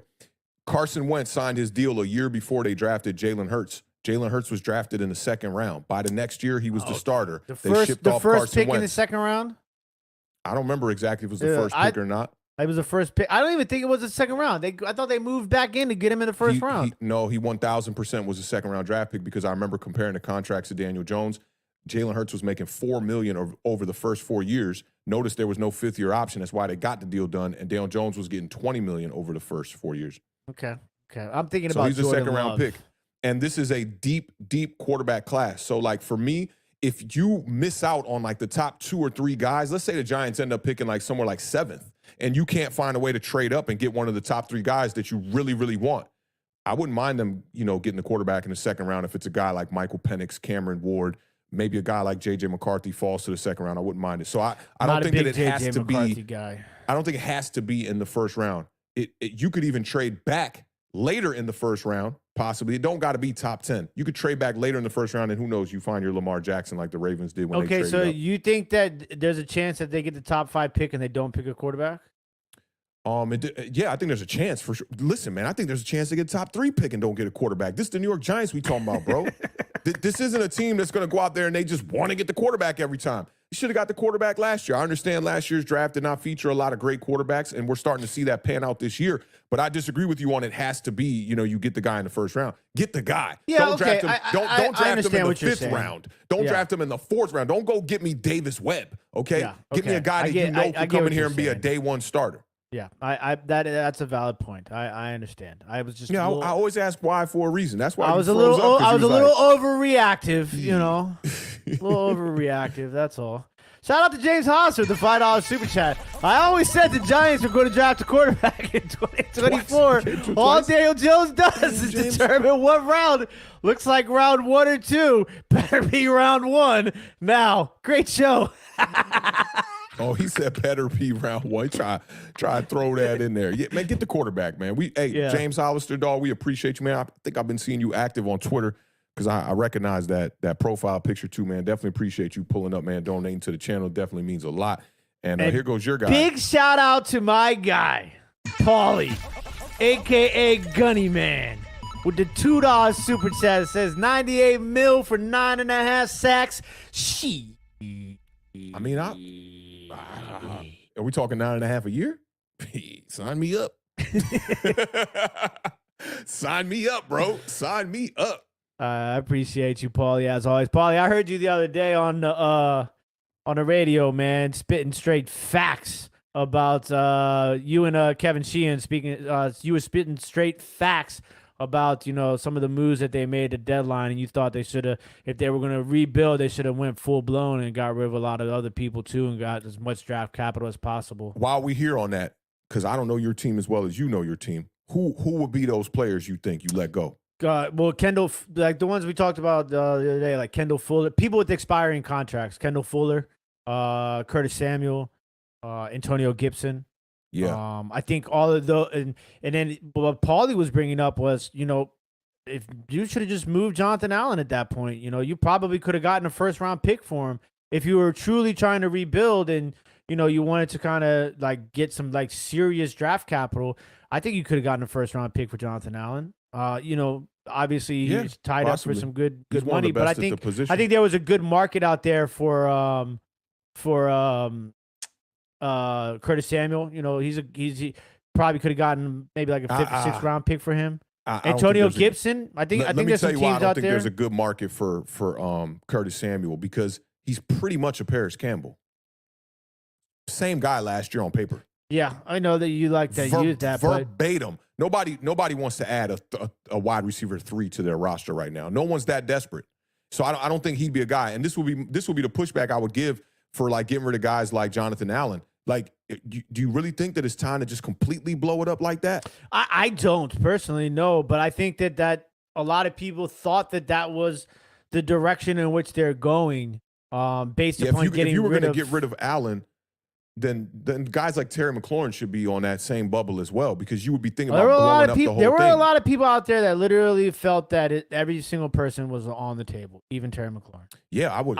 Me as a Giants fan, I would have 100% went for Terry McLaurin. But their moves early on do show that they were trying to blow it up a little bit. You got rid of the 2 edge rushers, but then you signed the 2 interior guys, so it's contradicting a little bit. Yeah, and the other thing is we're in this weird phase, between moving into a new ownership. So, that doesn't happen a lot in the NFL. So it's a very interesting transitional phase that we're going to be going through over the next couple of years. Seem like they're trying to stack, some draft capital for the next GM to come in there and at least have some picks to be able to try to build that team out. But it kind of reminds me of the Giants rebuild. It's like 1 foot in, 1 foot out type of deal, because Terry McLaurin getting older. You got a quarterback here who's probably going to, I'd say, mature within the year, and you can look at him as a very viable starter this year and going into next year.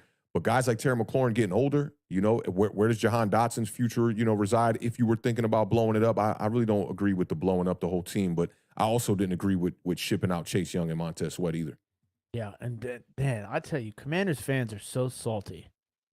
They were all in their feelings about what Chase Young said in his first day of practice at San Francisco. I was like, man, he was definitely throwing some shots. Funny. Y'all over here talking all this crap about Chase Young, and then all he does is leave and tell the truth, and now everybody wants to, why is he got to throw everybody under the bus? I'm like, dude, you guys. Yeah. I mean, he was pretty damn PC, in my opinion. He was not. Let me tell you, don't think so? I've read the interviews, transcript, and all that, and what was not PC is when you say, I'm going to leave it right there. When you say stuff like that's like you're leaving room for smoke. I can understand. Yeah, and he talked about whether or not him standing up or being in a 3-point or 4-point stance. Yeah. He talked about that, and then he said, I ain't gonna do too much. I'm gonna leave it right there, which means like, you know what it is. You know what I'm saying? Oh yeah, there were some subtle, subliminal shots for sure. Yeah, a couple little shots, little hip shots, where you don't see the gun come out the holster, just got you right there. Yeah, they weren't authentic shots. Yeah, them authentic shots, be load them things up. You know what it is, man. All right, let's get off into this game, man, between the Cowboys and the Eagles, man. This such an anticipated matchup that lived up to the hype, man. Can't wait to talk about this one.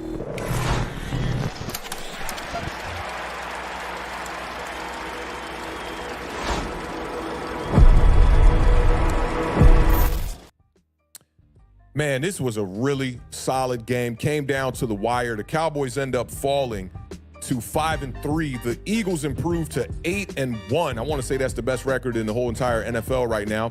Eagles were favored by 3. They end up winning this one 28-23. The way that both halves started did not favor the Dallas Cowboys. First half, Cowboys come out, start the game with a 3-and-out. Eagles get the ball. They march down the field. They go for it on a 4th and 3, and Jalen Hurts drops a throw to Dallas Goedert in the bucket for a first down. When they only needed 3 yards, he threw it like 15 yards down the field on the sideline. What a great throw. Kenneth Gainwell ends up front flipping into the end zone a couple plays later. Now, the second half, same exact thing.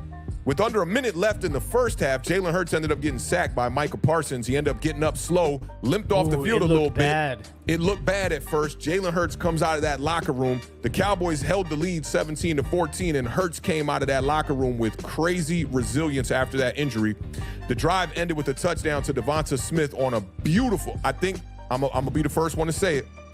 I think Jalen Hurts throws one of the prettiest fade balls in the entire league right now. I don't know if A.J. Brown helps that out. I'm sure he does. But, man, he be dropping those fade routes in the bucket, man. The Eagles scored on their first 2 drives to start the second half with 2 touchdowns. And the Cowboys' first 2 drives to open the second half end with a punt and a turnover on downs. And the second one was the most critical. Tight end Luke Schoonmaker appeared to have a touchdown, but the ruling on the field ended up being reversed. Ended up being a turnover on downs, and to me, that was the biggest difference in this game. The Cowboys had 3 windows after that to try to climb back in this game, down by 5 points on the scoreboard here. The first window was 28-23 with 6 minutes left. Cowboys driving. Oh, my God. Speaking of Jalen Hurts throwing the prettiest fade ball, Dak Prescott and CeeDee Lamb, they run the quick slant better than anybody in the entire NFL. Killing it. Dak Prescott hits that back foot and throws that quick slant with the perfect timing, and CeeDee Lamb is always in position to catch it and leads get Dak. Leads him. Always leads him perfect. It reminds me of Eli and Odell Beckham, except CeeDee Lamb's just not taking them to the house. But that drive started with a slant to CeeDee Lamb, a third down conversion to Jake Ferguson, who had a really good game. Cowboys get into the green zone. Dak takes a sack on first down. It ended up being a 3rd and 21. Dak hit CeeDee Lamb for 13 yards from the 29-yard line with a minute 22 remaining. The Cowboys go for it. Field goal. No, a minute 22, you can't kick the field goal there. 3 timeouts? You can't kick the field goal there. Kick the field goal there. I hear you.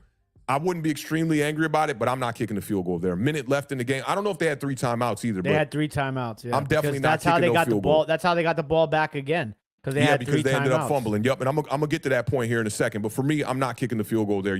A minute left, you might not get the ball back. Got to go for the touchdown. And even if this is the logic of why you don't do it. You're going to have to stop them again and get the ball back anyway. It's still going to be a 1-score game. Yeah, you might be looking at a field goal to, take the lead there. I still think having the 2 opportunities to get into the end zone is probably a little bit smarter. Cowboys went for it on 4th and 8. Dak missed a little bit high to Jalen Tolbert, who he had a really good game as well. The second window, the Eagles got to a 3rd and 7 trying to run the clock out. It was still 28-23 at this point. DeAndre Swift fumbled the ball, and the Cowboys could not fall on it. I thought that was an unfortunate break for the Cowboys, and the ball definitely went in the direction of the Philadelphia Eagles. They dodged the bullet there. The last window, Cowboys got the ball back with under a minute left, down 28-23, and a lot of things started going their way. And it reminded me of when Eli and Peyton Manning talked about this in the Super Bowl, like you want to be down the 4 points or the 5 points so that you got to go get the touchdown. So they're attacking. The Cowboys are attacking. They get a pass interference call on James Bradbury down the field. Then they get a completion to Jake Ferguson and a roughing the passer call. This set them up in the green zone here. Cowboys were now down on the 11-yard line, 28-23, 27 seconds left in the game. Dak gets sacked on first down, and he tried to throw the ball away. I think he made a good play because it looked like he was about to fumble it as he was getting sacked, ends up tucking the ball away. But now you're looking at 2nd and long. They take a shot in the end zone. It's overthrown. Last play, 3rd and 21 from the Eagles' 22-yard line. They get a delay of game penalty. Sets them back another 5 yards. Now it's 3rd and 26. Dak hits CeeDee Lamb, and this play reminded me of the Titans. Tennessee Titans, Rams. Yeah, this reminded me of that one. Who was that? Kevin Dyson, who got down to like the 1-yard line. In this case, CeeDee Lamb was like about 5 yards short, ends up getting tackled, fumbles the ball, game over. Philadelphia Eagles win this game. Now, I just want to go over a few things with the quarterbacks here. This is what championship football looks like. If you're a Dallas Cowboys fan on the road going to Philadelphia in this game, you should not feel bad about this performance. Jalen Hurts, he's just different. That's what I have listed here on my notes. Jalen Hurts is different. Jalen Hurts got a rushing touchdown in this game. He tied Cam Newton for the most rushing touchdowns by a quarterback in his first 4 seasons. That's 33 touchdowns on the ground in 4 seasons for Jalen Hurts. The Eagles are now 25-2 in their past 27 regular season games that Jalen Hurts has started in. The Eagles came into this game as the best team on 3rd down. They were 50%, completing exactly 50% of their 3rd down conversions. They were 7 of 14 in this game on 3rd down versus Dallas.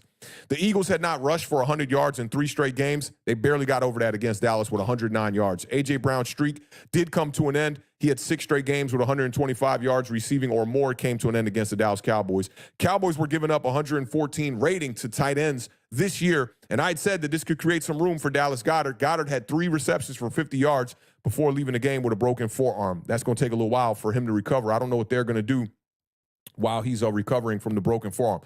Dak Prescott, man, got to pull these numbers up, man. Dak Prescott is playing high-level football right now. In his last 2 weeks, last week he was 25 of 31 for 304 yards, 4 touchdowns, 1 interception. Cowboys fans, I'm giving y'all flowers even in a loss here. Yeah. This week, 29 for 44 for 374 yards, 3 touchdowns, no interceptions. He was the absolute reason why this game was close. The Cowboys had 27 first downs. 3 of them came on the ground. 5 of them came from penalty. 19 of those were from Dak Prescott and his arm. Tony Pollard needs Ezekiel Elliott. I don't care what nobody says. I like Tony Pollard. He's a great running back. But if you look at the explosive plays and the way that Tony Pollard was handling business last year, it's a stark difference. Colin Cowherd was talking about this on his show today. They should have went out there and tried to make a move for Derrick Henry. And I think that would have been a fantastic move for the Dallas Cowboys because Mike McCarthy is committed to running the ball. But Tony Pollard is not a bell cow running back. Reminds me a bit of Saquon Barkley, right? And with less power and less strength. Hybrid running backs do not make good for every down running backs. There's the anomalies, the CMCs. But outside of that, every hybrid running back in the NFL is struggling. Look at Austin Eckler. He's struggling to get rushing yards. He's doing it in the passing game. Alvin Kamara is another one. Those guys are utilized the proper way. Their coaches are not giving them 20 carries a game, 25 carries a game. Tony Pollard needs Ezekiel Elliott.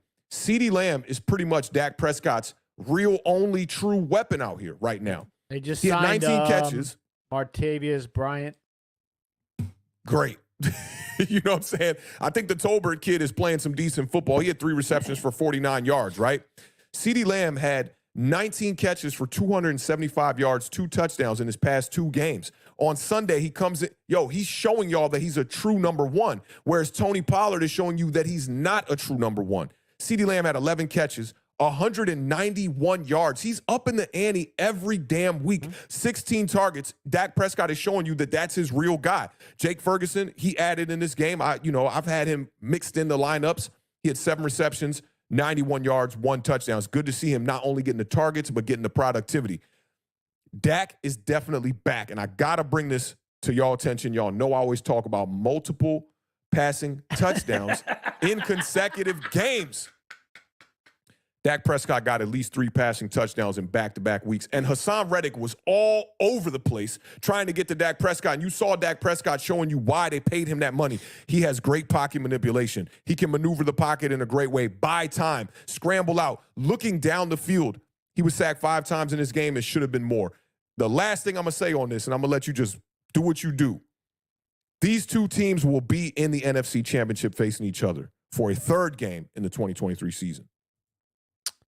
Well, I'm glad Awthentik was here for all the Dallas Cowboys fans because it's not going to be as pretty from a guy like me, okay?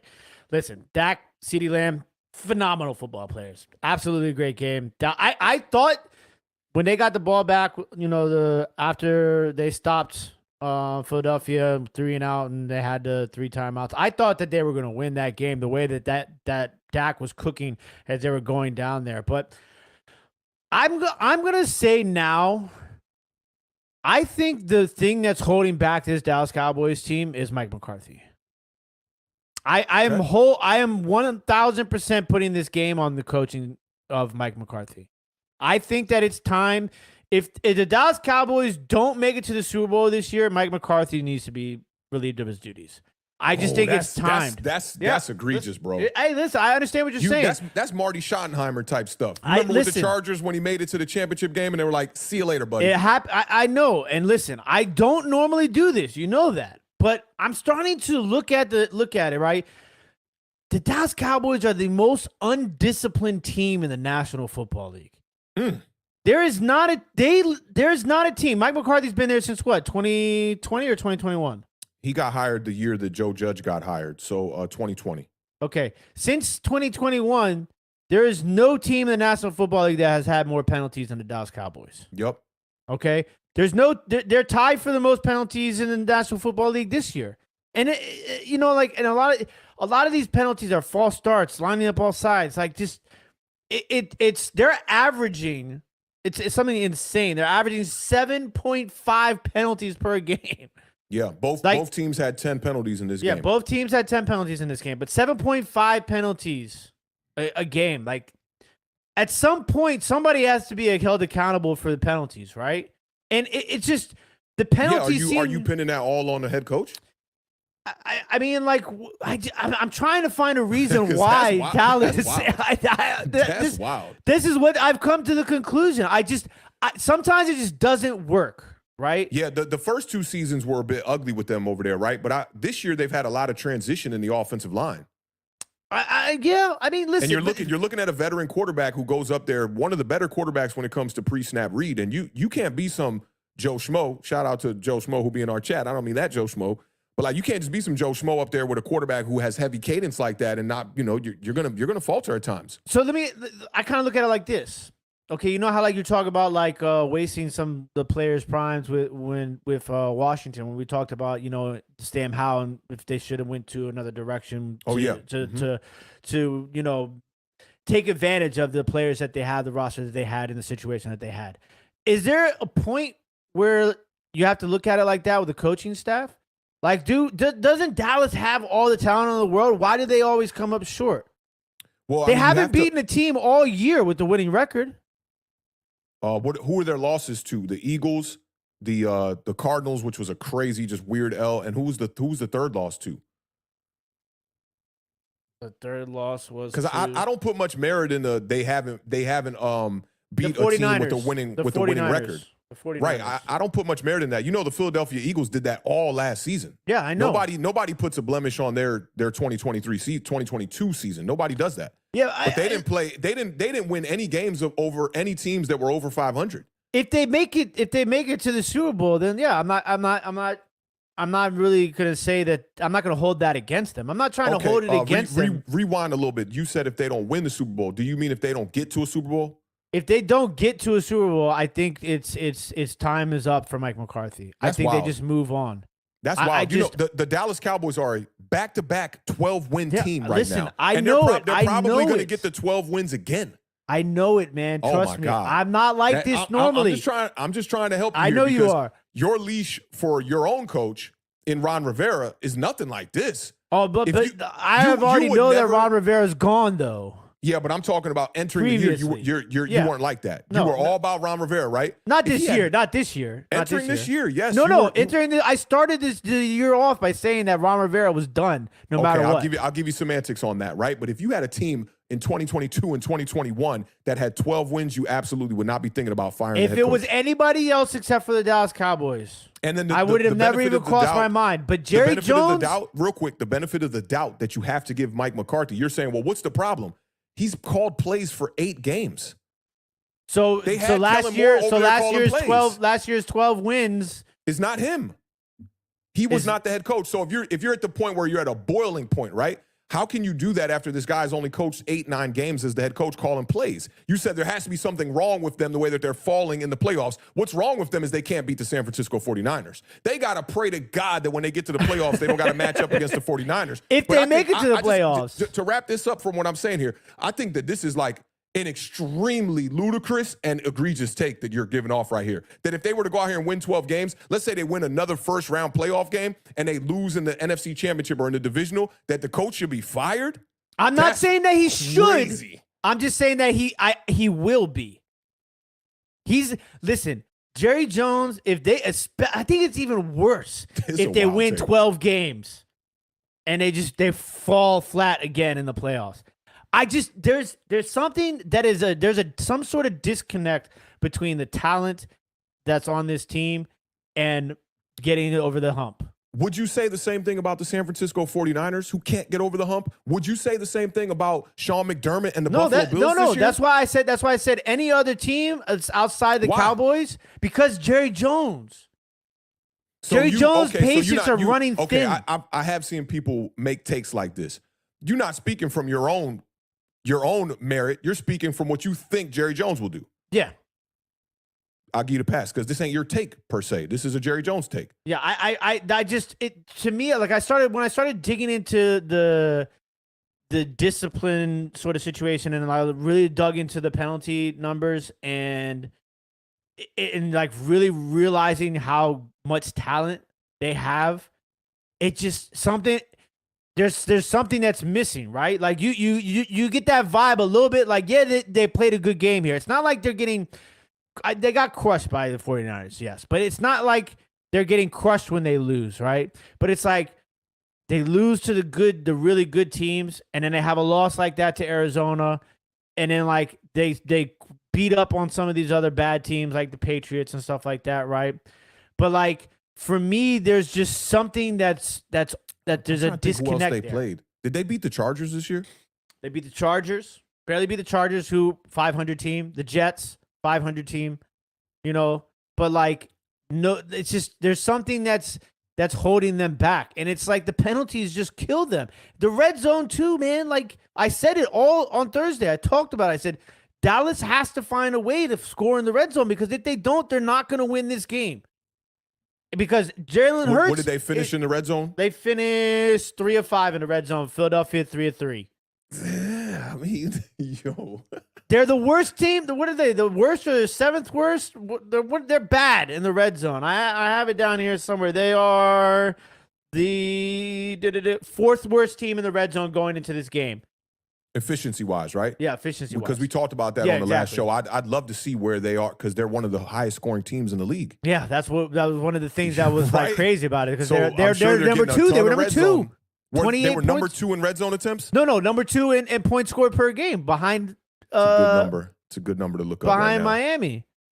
So it's like it's just, and then you see it like the game of inches. They're tied for 2nd most red zone attempts per game. This is Buffalo. No one complained when the Buffalo Bills were doing that a season ago, bro. No, and I'm not complaining.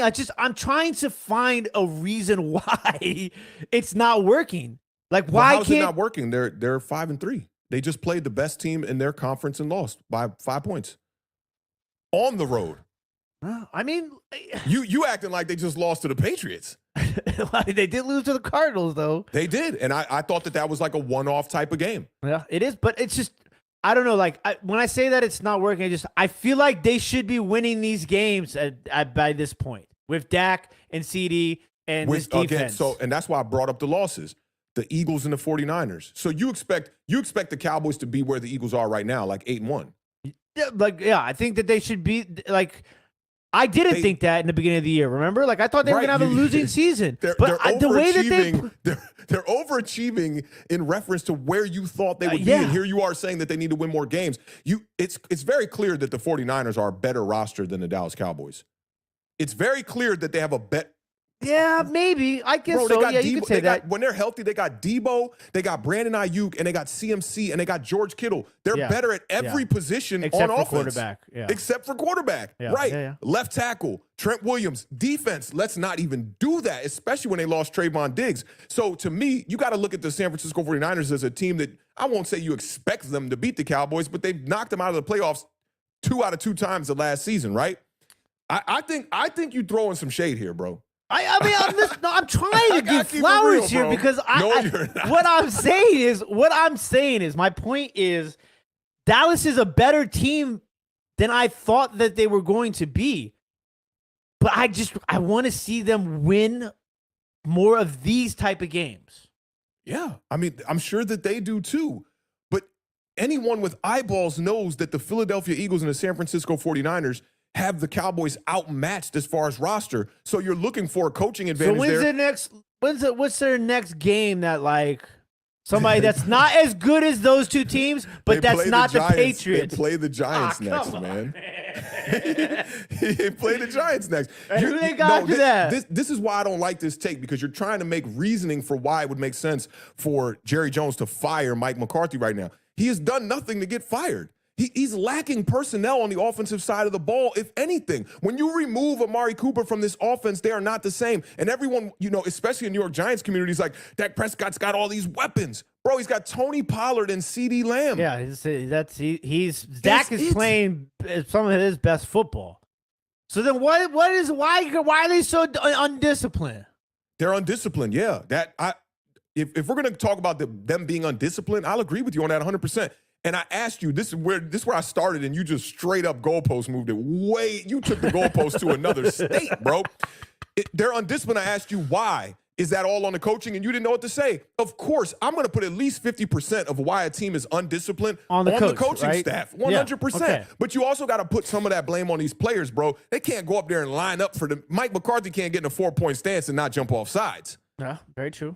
We're at week 9 now, okay? And players still jumping off sides. These guys aren't all new to the equation here with the Dallas Cowboys. But you got to look at what they're working with, bro. Y'all got better weapons than the Dallas Cowboys. What are we doing? Terry McLaurin and CeeDee Lamb, that's a wash, bro.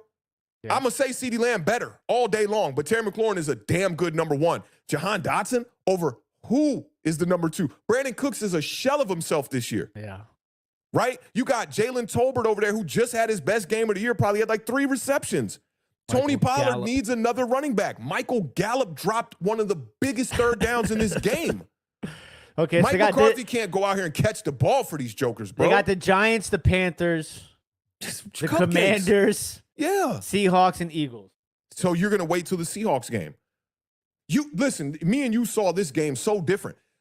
Dog, I saw a quarterback battling to keep his team in this game when the running game was not working. I did. Yeah, I told you. I said that this is what's bothersome to me. Like they should be winning these games. No, that's why I'm telling you they should not be. Because they don't have the personnel. All they have is a quarterback and a wide receiver. That's it. That's not enough to beat the Philadelphia Eagles, bro. Well, the defense. What about the defense? Defense is good. Supposed to be one of the best defenses in the league, right? They are. But they're going up against the best offense in the conference. I just don't see where this take's coming from, where sitting at 5-3 with losses to, okay, you want to say, man, a great team doesn't lose to the Cardinals. I get you. But their other 2 losses are to the best teams in the conference. They are. Listen, I'm just trying. You trying to find a path to them being bad and firing the coach, but it really doesn't exist right now. No, I'm not at all. I think that this team is good. I do not think that they make it to the championship against the Eagles. Yeah, I do. End. Especially if they can dodge the bullet against the San Francisco 49ers in the preliminary rounds. Who gonna beat them? Who gonna beat them? The Seahawks? Who in the NFC is going to beat the Dallas Cowboys after they play wild card weekend divisional? Who's going to beat them? Detroit? We'll see on Thanksgiving. What's Might Thanksgiving? be a little preview of the first round of playoffs. What is Thanksgiving against y'all? Come on, dog. You playing Homer right now, bro. Come on, dog. Are you kidding me? Who else is going to get in the playoffs? The Seattle Seahawks, the Detroit Lions, the Minnesota Vikings, possibly without Kirk Cousins right now. That's it. The Los Angeles Rams. The NFC is horrible. Exactly. That's why it's not reasonable that we make it into the last playoff spot, right? I'm not saying none of that. I'm not dodging that. Y'all still got a shot to make the playoffs. Y'all sitting at 500. But to say that, y'all will be the team to knock them out right now, bro, come on. That's why I said we'll find out on Thanksgiving. We'll see how we compete against them. I'm asking you a real question right now. Like, who do you think's going to knock them out to not make them get to the playoffs? You think the Commanders? Okay, you're a Commanders fan. I'll give you that. Anybody else? I mean, I think the Lions. I think the Lions are a better team than the Cowboys. I answered it for you. Yeah, I think the Lions are a better team than the Cowboys. The Cowboys are a good team, but they're not great yet. Lions. I don't think you can definitively say the Detroit Lions are better than the Cowboys. You might not be able to definitively say it because the Lions are eerily similar to the Cowboys, where there's some funky losses and not playing well against some certain caliber level teams. They got their ass kicked against the Ravens, and that's the only real game I remember where they didn't look like themselves. Yeah, right. They beat the Chiefs opening day, big win. They lost to the Seahawks 37-21. They beat the Falcons, the Packers, the Panthers, the Bucks, and the Raiders. Come on, dog. Come on. If the Cowboys had that schedule and we're sitting at 5-3, the shit you saying right now will make sense. Okay. But not after losing 2 games to the best teams, maybe not only in the conference.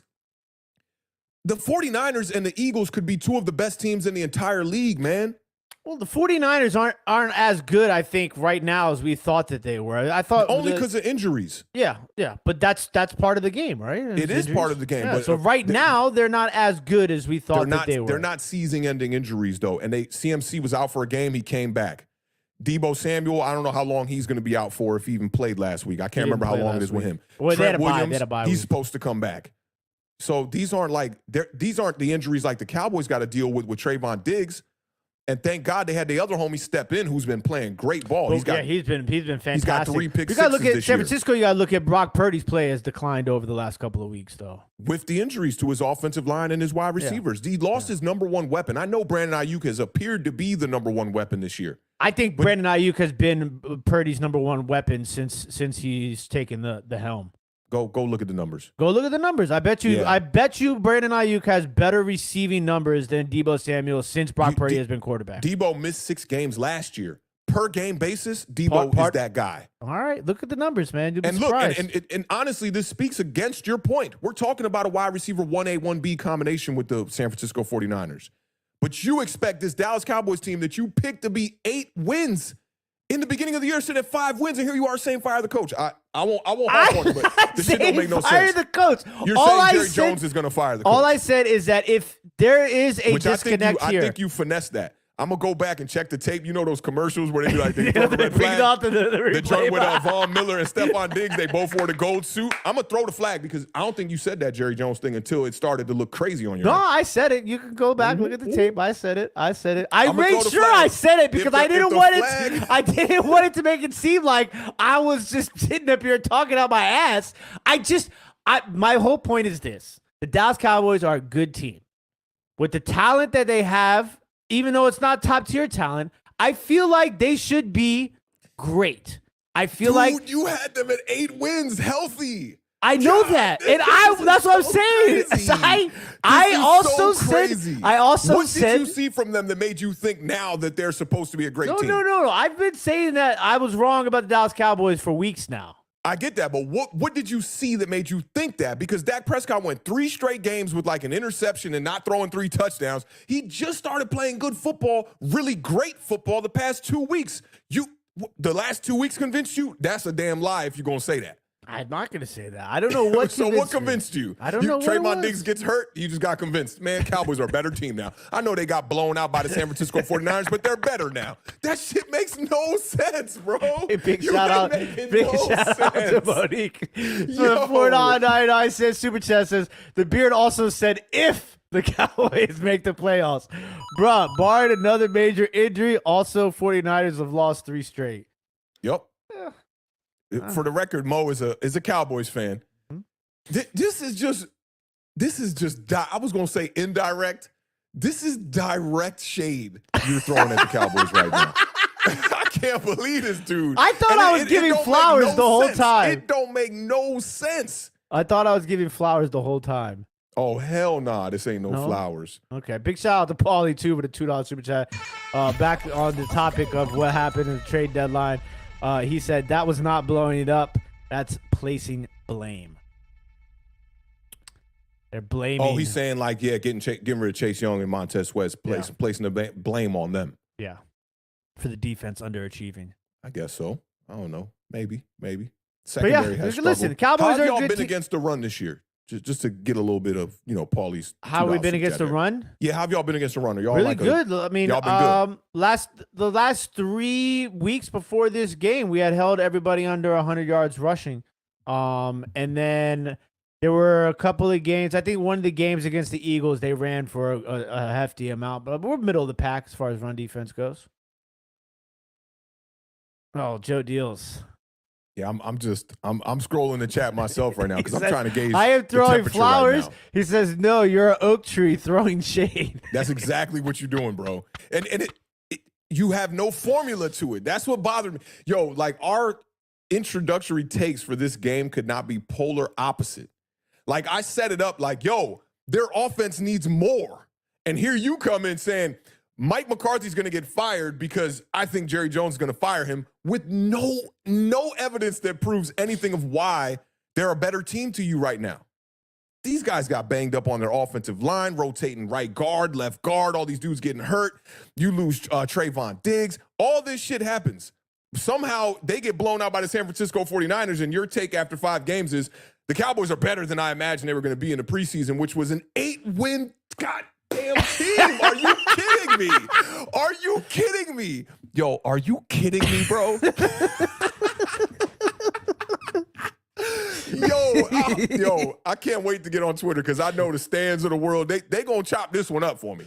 This was your craziest shit of the year. Well, just listen. Okay? I'm just planting the seed, man. Okay? Because when it happens, don't say that the beard didn't tell you so. He said if they don't get to the Super Bowl, he getting fired. Jerry, this is speaking for Jerry. I hate when people do that shit too, man. What? Like speaking for Joe Shane. This is what you got to do, man. Speak for yourself, man. Don't be speaking for no Jerry Jones, man. I think that sometimes it just doesn't work, and I don't think it's working. That more than likely it doesn't work, man. The Dallas Cowboys and the Washington Commanders have not been to the Super Bowl in 30 years, man. Man, it's tough. It's not Super Bowl or bust for all these teams. Obviously, you want to compete and you want to get there. He can't stop his own hate. That's what it is. I'm waiting for him to just say, yeah, I'm a hater. I'm hating. I'm a hater, and I'm just... Yes. Hate gets me riled up, man, because look, when you have no evidence to prove, it's so all over the place, too, because he said they were going to be an 8-win team. Now he's expecting greatness 9 weeks in after they lost one of their best players on defense. Yeah. Who does that? Could you imagine, like, if Terry McLaurin went down on the Washington Commanders offense, and I came up here at week 9 and said, yeah, they should be a better team right now. I'm expecting them to be a better team, so even if they get to the divisional round, you still got to fire Ron Rivera. That does not make no sense. It doesn't make sense. But you're speaking for Jerry Jones. You're speaking for Jerry Jones. I hate this take. I hate this take. This is the worst take on the history of Awthentik and the Beard. This is the worst take I've ever heard from the Beard. This is the worst one. This the worst one? You still have not explained why they should be a better team. They did nothing but lose players from 2 years to now, from injury and free agency and not having the money to do it. I'm just saying what that makes them they better? haven't won the games yet. These games. They won 12 games back-to-back years. But they haven't won these games. They haven't won these games. It comes a point. Listen, this is the Dallas Cowboys. They get held to a high standard. They got to win. A higher standard than you hold your own team to, I see. Not me. I'm talking to you, man. I hold my team to a high standard. I hold my team to a high standard. I hold my team to. Listen, I think that if you ask the majority of the Cowboys fans here in the chat, that they will agree with what I'm saying. Okay, so I had to go pull up the 2022 schedule. When they beat the Bengals week 2, that wasn't winning games against these teams? No, not in the week 2 against the Bengals. Everybody knows that the Bengals start off awfully slow every year. Oh my God! The Bengals started off what 0-3 last year. All right, but they're not a high caliber team. Not at that point in the season. No, they weren't. Who was in the Super Bowl the year before 2022? The Bengals. But everybody knows that there's a Super Bowl hangover, man. Listen to this dude, man. Listen to this guy, man. I could go an hour just saying, listen to you right now. Listen, I'm just telling you, man. Ask Cowboys fans. They think I'm right. They think you're right about what? Mike McCarthy getting fired? Mm-hmm. And that the Cowboys should be a better team now than they were entering the year. Because really, the part about getting fired, that part don't even bother me as much. It's the why are they a better team? Why are they supposed to be a better team right now when, 1, they're not winning these games you talk about, and 2, they lost players. I don't understand how that makes any sense, bro. They should be winning these games. This is a game they should have won. Do we not agree? No. Bro, you picked the how many Eagles of those to win. windows? How many of those windows did we talk about? Hold on. That you talked about. You picked the Eagles to win this game on the preview show on Thursday. If yes, because if they should have won this game, why would you pick the Eagles? Because I thought the Eagles are going to win. The Eagles are the better team, but when the game, listen, what is going on here? But when the game actually got played, what is going on here, bro? listen. But when the game actually got played, Dallas had opportunities to win this game, but they failed to win because of coaching, and because of a game of inches. A game of inches. Maybe it's because the Philadelphia Eagles are a really good team. Maybe. Yeah, I know you want to highlight that. That's what you're reading right now. I know that's what you're reading right now. He's like, I sound crazy up here, don't I? I keep a straight face, though. Like, Listen, I know it sound crazy. Everybody knows that the Cowboys, fans, media, everybody holds them to a higher. They're supposed to go to the Super Bowl every year. Are they not? Dude, one of my homegirls that's a Cowboys content creator was talking about that shit the other day, that other fans act like Cowboys fans are always saying that. It's been 30 years. You think they waking up at the beginning of the season saying, we're going to the Super Bowl? No. Come on, my dude. You're dying on a horrible mountain right now. Listen, okay. If If I need to take a piece of cardboard and like, slide down the hill, I will. Oh, you need to. You need to take a trash can lid and slide down the hill right now. I will back away if you from just this for said, now. hey, look, y'all know, y'all tune into Awthentik and The Beard every week when we do our preview shows, and I never give y'all flowers because I'm a hater, I'd respect you more right now. But I give flowers to the Cowboys a lot. Shout out to Emrit for the $4.99 super chat. I'd go with an A on that. I don't know about an M. Amrit. Amrit. Yeah, A-M-R-I-T. Emrit. No, Amrit. The Lollywall for the $4.99 like super that. chat. That was pretty good, right? Yeah. Cowboys are not doing anything like always. Hey, I'm not sitting up here disagreeing with that. I ain't disagreeing with that, but if they do something, I'm gonna definitely have some receipts. Cause you know me, I try to come up here and I keep it real, bro. Well, I don't understand why. What is wrong with what I'm saying?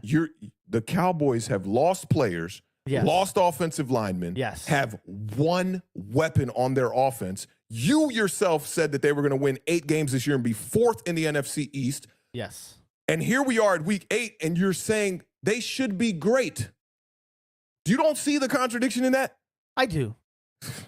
At least you can admit to that. I do. I just, there's something Here go that's your bothering Commanders me. fans trying to back you up right here. He does give flowers to Dallas. Man, Page Boy, get out of here with that, man. Where's Michael Knight, man? Where's Michael Knight when you need him? I need the other brother right now, man. Come on, Page Boy. Come on. It's okay, man. This is going to be one for the ages. This is more accurate. And listen, a dead rose is better than no rose at all. Listen, your girlfriend can't talk about the roses I give to my girlfriend, right? We need to know the opinion of my girlfriend about the roses, right? So when Page Boy comes up here and talks about the roses you given to the Dallas Cowboys, it means nothing, okay? Okay. Monique comes up here, the flowers are for Monique, and she says they showed up at the door and they was dead roses. They wasn't only dead roses, these was like, Valentine's Day come around, you put the roses on the table, right? And then eventually they start dying, they start shriveling up, whatnot. The Beard took the roses he gave to his girl 6 weeks later and brought them to the Cowboys and tried to say, here, this is a present.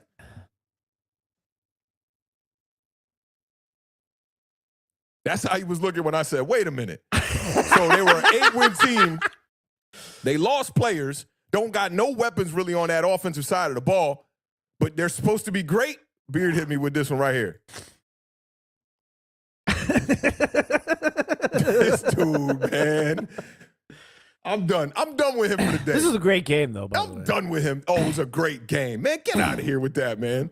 This was a great game, though. You ain't even give Dak his flowers, man. I certainly did. Man, piggybacking on my flowers, man. Get out of here with that, man. Expecting greatness after you had these guys at 8 wins. Man, might end up with 8 wins. And now, though. you know what he did to y'all Cowboys fans? He set y'all up. He said, yeah, if they don't get to the Super Bowl, Mike McCarthy gets fired. That's a setup right there. I know a swindle and a setup when I see one. That's a swindle. That's a swindle right there, bro. I'm just the kid in the street with a matchbook, man. That's all. Yep. I get it. I didn't know, I knew the haters existed somewhere on the internet because sometimes they be in my mentions. I didn't know he was going to be right here. At least it ain't on my team. At least it ain't on my team and it's y'all team. Cowboys fans, y'all going to have to deal with this for 9 more weeks. I've picked every single game of the Cowboys season correctly except for 2. The Arizona Cardinals game and the Los Angeles Chargers game. That except for 2 does nothing for you. You had them at 8 wins, they're at 5. There's 8 weeks of football left in the regular season. So you're banking that they're going to go 3 Oh and no, 5. I'm wrong. There's no coming back from that. I'm on, dead wrong on the 8. So why bring up the predictions? What do you mean? Why say you've guessed every game correctly? Because I'm letting you know. It's not like I'm out here saying the Cowboys are going to lose every game. You said they were supposed to win this game, and you picked the Eagles to win. I can't. This is just say, hey, what was it? What was the who said the thing about the oak tree? Joe Deals. Joe Deals. Yeah, you spot on. Shout out Joe Deals, man. Shout out Joe Deals, because this is an oak tree. I'm just waiting for the Beard to say, I'm a Dallas Cowboys hater. I get it. We're in Washington, I'm not a DC, Dallas bro. Cowboy hater. You know that. Yeah. You know that. I don't know that. I don't know that. This take right here got me spinning. I hit him with the. That was great TV. Great TV. There's so many great TV moments from your reactions in this whole bit. Oh my! That's what the people are here bro. for. The people are here for my wild Dallas Cowboy takes and your realistic. Hey, the approach. kid's spot on. He's with you. Mike hasn't done anything outside of the Packers. Yeah, I mean, how many years was he with the Packers for? 100? He was there for like 15 seasons or something stupid. It's tough out here for McCarthy's. And now what? 4 seasons now with the Dallas Cowboys. When we hired Joe Judge, I was, you know me, man. I was talking Mike McCarthy. Yeah. Oh yeah. And listen, I don't think it's anything against Mike McCarthy. It's just not a good fit, man. You know. So let me just to round this out, right? Yeah. So is Kyle Shanahan not a good fit? No, I think Kyle Shanahan's a great fit in San Francisco. What's the difference? Expectation, like you said earlier? Expectation. So the Cowboys have higher expectations than the San Francisco 49ers, is what you're saying right now. Yeah, well, I'd say they have similar expectations this year. Super Bowl or bust.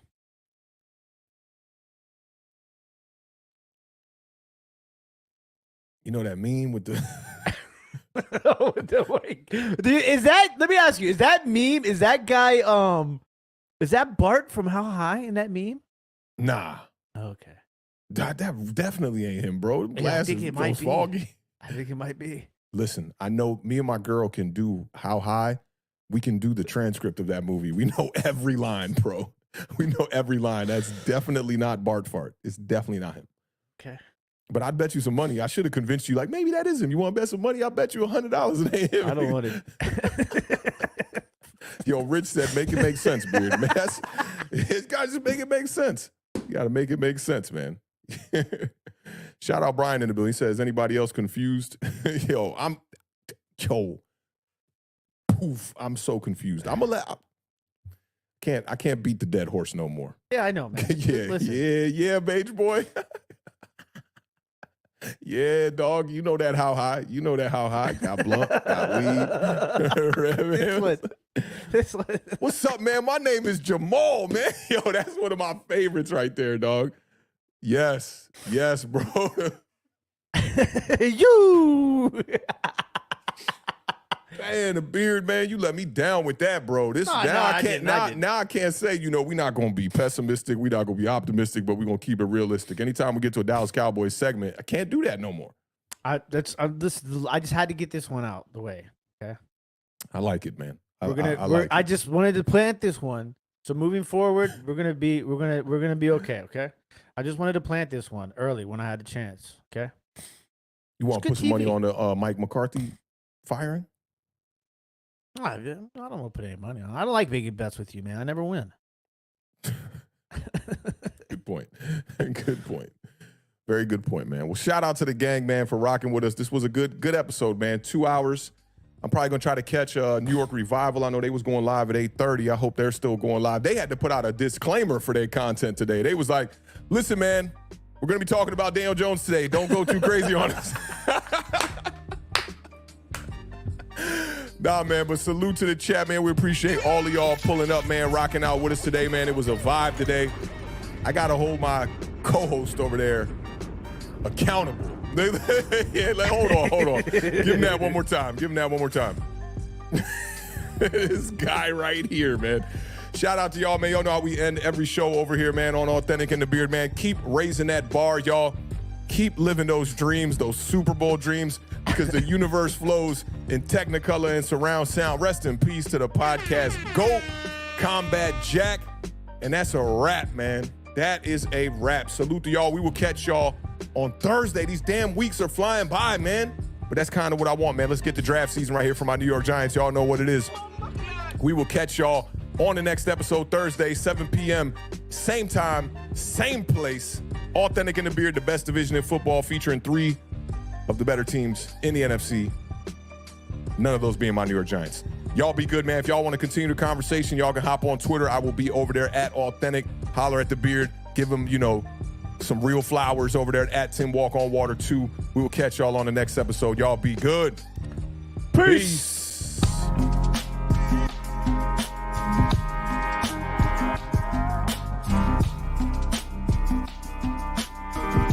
This for you, The Beard.